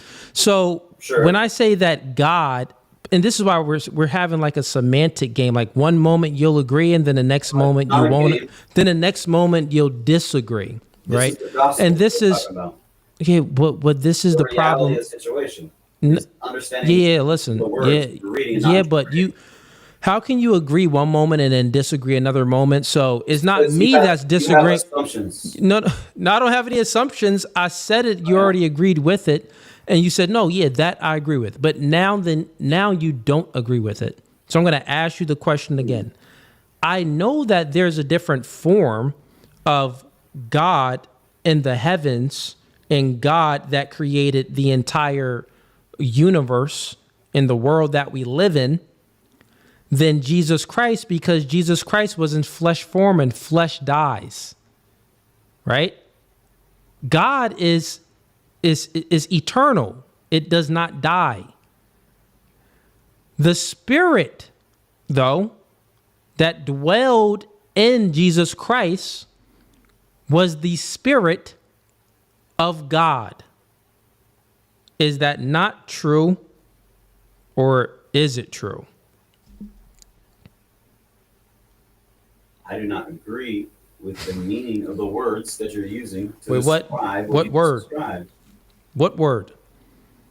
The fact that you are implying that the Spirit, Jesus Christ, is the same as God the Father Spirit, and that they are equal and mutually exclusively exactly identical in nature, quality, and all other characteristics. You are saying Jesus is God fundamentally by beating around the bush. Jesus is the Son of God. Exactly. And a son, Yes. i.e. a child, is not God. If I have a piece of pizza, the piece is not the whole pizza.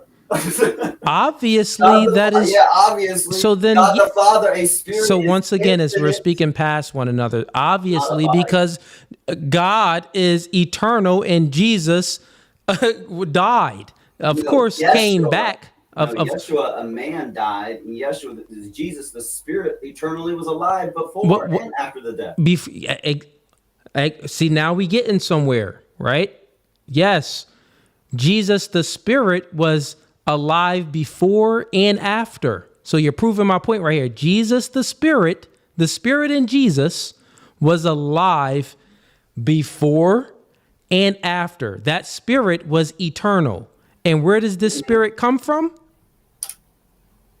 It comes from God. All right, I rest my case. God dang, nigga. He's his child. And as his child, it means he's not God the All Father. right, you want some shrooms or something, man? No. This is what I've been trying to get you to. You All just night. admitted it again. All night, you calling Jesus God all night. So are you going to admit that you lied all those times? You just admitted that the spirit came from God. Is it not God? Just because something comes from God doesn't make it God. Your sperm comes from you and it makes babies. Does that make man. your babies You on the shrooms, man. You got to go, bro. Homie's a hippie, but fair enough. I mean, he just didn't get it.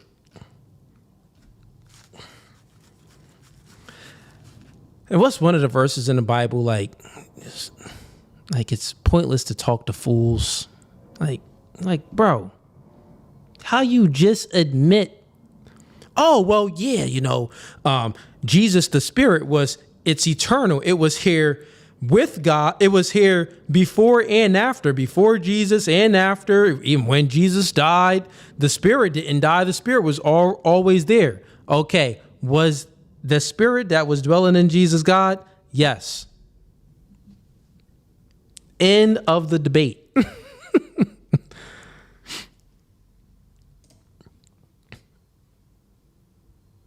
Not the shrooms. Yeah, man. End of the debate. Like, what? Now, we know that it's different, right? Of course, there you have God, and then you have this spirit inside flesh form, which is Jesus Christ. But I would say that just the simple fact that you can't find Jesus Christ's body, right? He died and then he rose. Oh, here goes the verse. Thank you. Don't cast pearls to swine. Yeah, it's like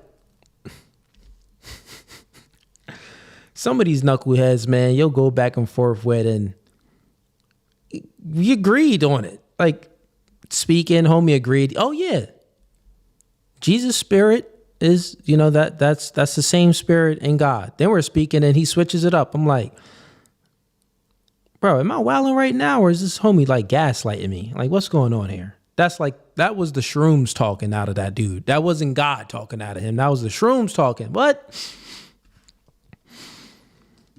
All right.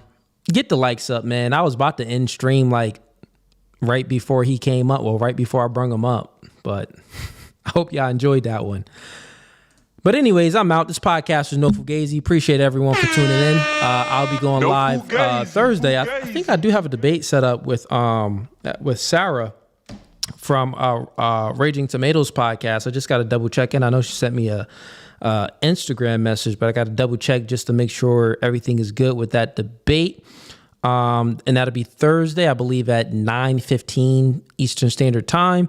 Other than that, man, we just did a stream on Saturday, so we got a lot of clips coming out of the Saturday stream, the Full Panel Dating Show. So a lot of clips coming out. So tune into all the clips, man, and watch the clips fully through, because that what keeps the podcast going. Live streams is great. Debates helps out as well. But when I post clips, I need you guys to watch the clips, because the clips gets more views than the live streams. And since the clips getting more views than a live stream, that is what's driving the podcast. So watch the clips and watch them fully through on the main channel. Other than that, this podcast was no Fugazee. Appreciate y'all. Peace.